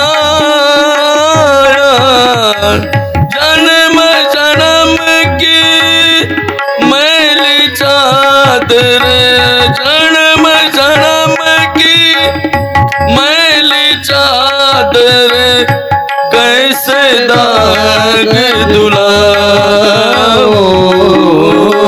मैली चादर ओढ़ के कैसे, मैली चादर ओढ़ के कैसे. शेवटी ईश्वराला शरण जा. आवाज वाढ का कमी केला. शेवटी परमात्म्याला शरण जा, हेच आपल्या जीवनाचं सार आहे. ईश्वराला शरण जात असताना काही महत्त्वाच्या गोष्टी लक्षात ठेवल्या पाहिजे की जे संत महात्म्यांनी जीवन सांगितलेले जगलेले तसं जीवन जगण्याचा प्रयत्न करा. भलेही आपण पुण्यक्षेत्रामध्ये जन्माला आलेलो असो, पण आपल्या कार्याने आपण पुण्यवान आहात को पापी आहोत हे ठरणार आहे. म्हणून कर्म चांगलं असणं गरजेचं आहे. आणि आपण गेल्यानंतर जी कीर्ती आहे ती कीर्ती पाठीमागे राहणार आहे. त्या कीर्तीला आपण जिवंत ठेवण्यासाठी आपण प्रयत्न केले पाहिजे. थांबा 2 मिनिटं संपवायचं. तर त्या कीर्तीला आपल्याला उरवण्यासाठी एकच मिनिट घेतो. त्या कीर्तीला आपल्याला सबूत ठेवण्यासाठी, तसंच ठेवण्यासाठी आपल्याला कार्य करणं गरजेचं आहे. आप्पांनी खऱ्या अर्थानं आपल्या जीवनाला सुगंध प्राप्त करून दिलेला आहे. पण आत्मा न जायते न म्रियते वा कदाचिन, तो कधी जन्माला आलेला नाही आहे. आत्तापर्यंत आपल्यामध्ये ते राहिले, आपल्यामध्ये वडील म्हणून राहिले असतील, भाऊ म्हणून राहिले असतील, काका म्हणून राहिले असतील, पण आता ते गेले. आम्ही जातो आमच्या गावा, कारण ना तरी पवनी मेघासी बिये की अमृतासी मरण आहे, पाहे पा इंधनची गिळून जाय पावका. ते ज्ञानेश्वरीमध्ये सांगितल्याप्रमाणे दुसरा अध्याय सांगतो की ज्या पद्धतीनं वारा कधी मेघाला घाबरत नाही, अमृताला मरण नाही आणि लाकूड अग्नीला गिळू शकत नाही, त्या पद्धतीनं किंवा की लवणेची जळ विरे, मिठाने कधी जळ संपणार आहे का हो, किंवा संसर्गे काळ कुटुंबारे सांग पा महापनी दुर्दरे गिळीजे काही. आत्मा याच पद्धतीनं अजरामर आहे. तो देहिनोस्मिन यथा देहे कौमारम यौवन जरा, ह्या देहाला कौमार मरण अवस्था प्राप्त होत असतात. माणूस 4 अवस्थेतून मरतो. जरा जन्म मृत्यू जरा व्याधी याच्यातून निघून जात असतो.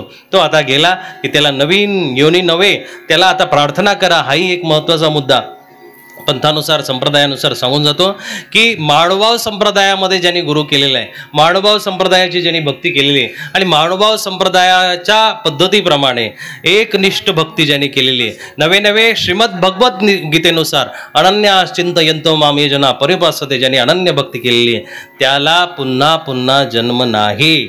माम उपेत्य तू कोणतेय पुनर्जन्म न विद्यते. माझी जर ज्यांनी उपासना केली असेल, माझी भक्ती केली असेल, त्याला पुन्हा जन्म नाही. म्हणून त्याची उपासना करा. जिवंतपणीच हे पिंड म्हणजे शरीर, हेच ईश्वराला परमात्म्याला अर्पण करून टाका. हे सगळ्यात मोठं पिंडदान आहे. जिवंतपणी आपला पिंड त्याच्या चरणावरती ज्याला ठेवायला जमला, तो त्याचा उद्धार केल्याशिवाय राहू शकत नाही, त्याचा उद्धारही झाल्याशिवाय राहू शकत नाही. म्हणून संतांच्या चरणाजवळ जा, ग्रंथाच्या चरणाजवळ जा, ग्रंथांचा आश्रय घ्या, भगवंताचा आश्रय घ्या. संताची ये पायी माझा हा विश्वास सर्व भावे दास, कारण ते कृपा करू शकतात. आता तुम्ही कृपावंत सगळे प्रमाणे जिथले तिथं बसवले. आता मला तुम्ही निरोप द्यावा. आता झालेली सेवा ईश्वर अर्पण करतो. ज्या पद्धतीनं आपण सर्वांनी ऐकून घेतलं, जे उपजे ते नाशे, की ते मायावशे देशे एरवी तत्वता वस्तू द्यायचे, त्या पद्धतीनं ह्या आत्मा निघून गेलेला आहे. आता त्याचा शेवटचा 240 तासातला हा विधी संपला. 240 तास म्हणजे 10 दिवस. 10 दिवसानंतर आता आपण त्याला शेवटचा निरोप देतोय. त्यांच्या निरोपाला तुम्ही सर्वजण या ठिकाणी आलात, दुःखित अंतकरणाने आलेला आहात. या परिवाराला भलेही ज्ञान परंपरा प्राप्त असेल, भक्ती परंपरा प्राप्त असेल, पण तरीही शेवटी सांगितल्याप्रमाणे 1 रुपया जरी हरवला, 10 रुपये जरी हरवले, तर माणसाला हळहळ वाटते. पण जिता जागता जीव आहे आपल्यातून निघून गेला. तुमची खरी श्रीमंती दादा एका वाक्यामध्ये सांगण्यासारखी अशी आहे की तुमचा मजल्यावरती मजले किती मोठे असू द्या, किती सुंदर घर असू द्या, पण त्या घरामध्ये तुम्हीच 2-4 जण असाल, पण तुमच्या घरात तुमचे आईवडील तुमचे कुठेतरी बाहेर बसलेले किंवा देवळाच्या पारावरती बसत असाल, तर तुमच्या त्या मजल्यांना काही अर्थ नाही. पण तुमचं फाटकं तुटकं घर असू द्या, गळकं घर असू द्या, आणि त्या घराच्या बाहेर तुमचे म्हातारे आईवडील खुर्ची टाकून किंवा बाजावरती बसलेले, तुमच्यासारखा श्रीमंत माणूस या जगात कुठला नाही. म्हणून आईवडिलांची शेवटपर्यंत सेवा करा. त्यांना अपत्य म्हणून न्याय द्या की त्यांच्या पोटी तुम्ही संतान म्हणून जन्माला आले, शैतान म्हणून नाही. एवढं जरी तुम्हाला कळालं तरी मला वाटतं माय बापे केवळ काशी, तिने न जावे तीर्थासी, तिने न जावे तीर्थासी, तिने न जावे तीर्थासी. माया बापे केवळ काशी, तेने न जावे तीर्थासी, तेने न जावे तीर्थासी, तेने न जावे तीर्थासी.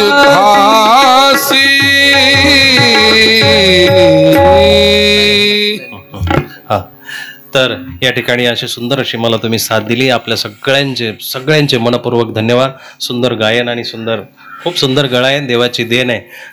नाद ब्रह्म ज्याला म्हणतात ते तुमच्या तोंडून मला आज ऐकायला मिळालं. त्याबद्दल आपण सगळेच पुरस्काराचे मानार्थी आहात. आपण या ठिकाणी आलात त्याबद्दल तुम्ही मला उत्तम रीतीनं सांभाळून घेतलं.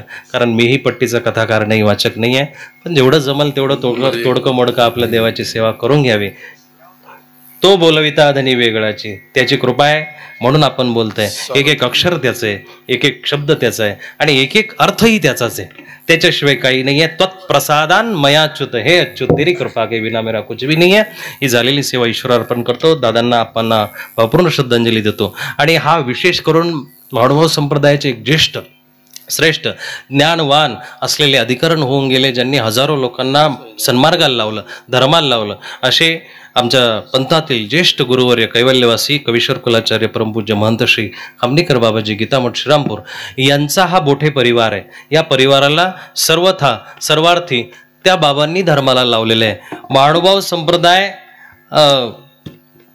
कठीण जरी वाटत असला तुम्हाला, पण ज्याला खऱ्या अर्थानं काहीतरी प्राप्त करायचे तो ह्या संप्रदायामध्ये येतो आणि तो ह्या संप्रदायाचं आचरण करतो. नवे नवे दादा त्या ईश्वरापर्यंत जाण्यासाठी बघा, एक 10-20 हजाराची नोकरी, बरं का प्रमाण, 10-20 हजाराची नोकरी प्राप्त करण्यासाठी ग्रॅज्युएट व्हावं लागतं. 50 हजाराची नोकरी प्राप्त करण्यासाठी MA BA व्हावं लागतं, MAd BAd BCom व्हावं लागतं. लाख रुपयाची नोकरी करण्यासाठी, 1.5 लाखाची नोकरी करण्यासाठी IAS IPS व्हावं लागतं. धर्मामध्येही तसंच आहे. उत्तम जर तुम्हाला फळ प्राप्त करायचं असेल आणि ईश्वराचंच फळ प्राप्त करायचं असेल, यद गत्वान निवर्तन्ते तद्धाम परमम, ज्या ठिकाणी गेल्यानंतर पुनरागमन होत नाही ते ठिकाण जर तुम्हाला प्राप्त करायचं असेल तर तुम्हाला इकडचे काटेरी मार्ग अवलंब करावेच लागतील. म्हणून ह्या धर्माचं आचरण भलेही तुम्हाला कठीण वाटत असलं, परंतु एकनिष्ठ भावनेचं धर्म आहे महानुभाव संप्रदाय. एक मतावरती आणि गीतेच्या प्रत्येक सांगण्यावरती चालणारा संप्रदाय. गीतेमध्ये डोकवा याची उत्तरं तुम्हाला सगळी सापडतील. भलेही प्रथा परंपरा थोड्याशा भिन्न असतील, परंतु जाणं तिथंच आहे. प्रत्येकाला तिथंच पोहोचायचंय. त्या ईश्वराच्या दारापर्यंत आपण सगळ्यांनी पोहोचण्याचा प्रयत्न करा. बाबांनो, आज या ठिकाणी तुम्ही सर्वजण आलात त्याबद्दल आपला सर्वांचा धन्यवाद. माझ्याकडून काही उणेपुरे शब्द बोलले गेले असतील ते शब्द माझे मला वापस द्या. मी त्याच्यामध्ये नक्कीच पुढच्या वेळेस सुधार करेल. पण जे चांगलं आहे ते आपण घेऊन आपापल्या धर्माचा अभिमान ठेवा आणि आपलं जीवन स्तुत्य करा, सुवर्णमयी करा, सोन्यासारखं करा, चंदनासारखं करा.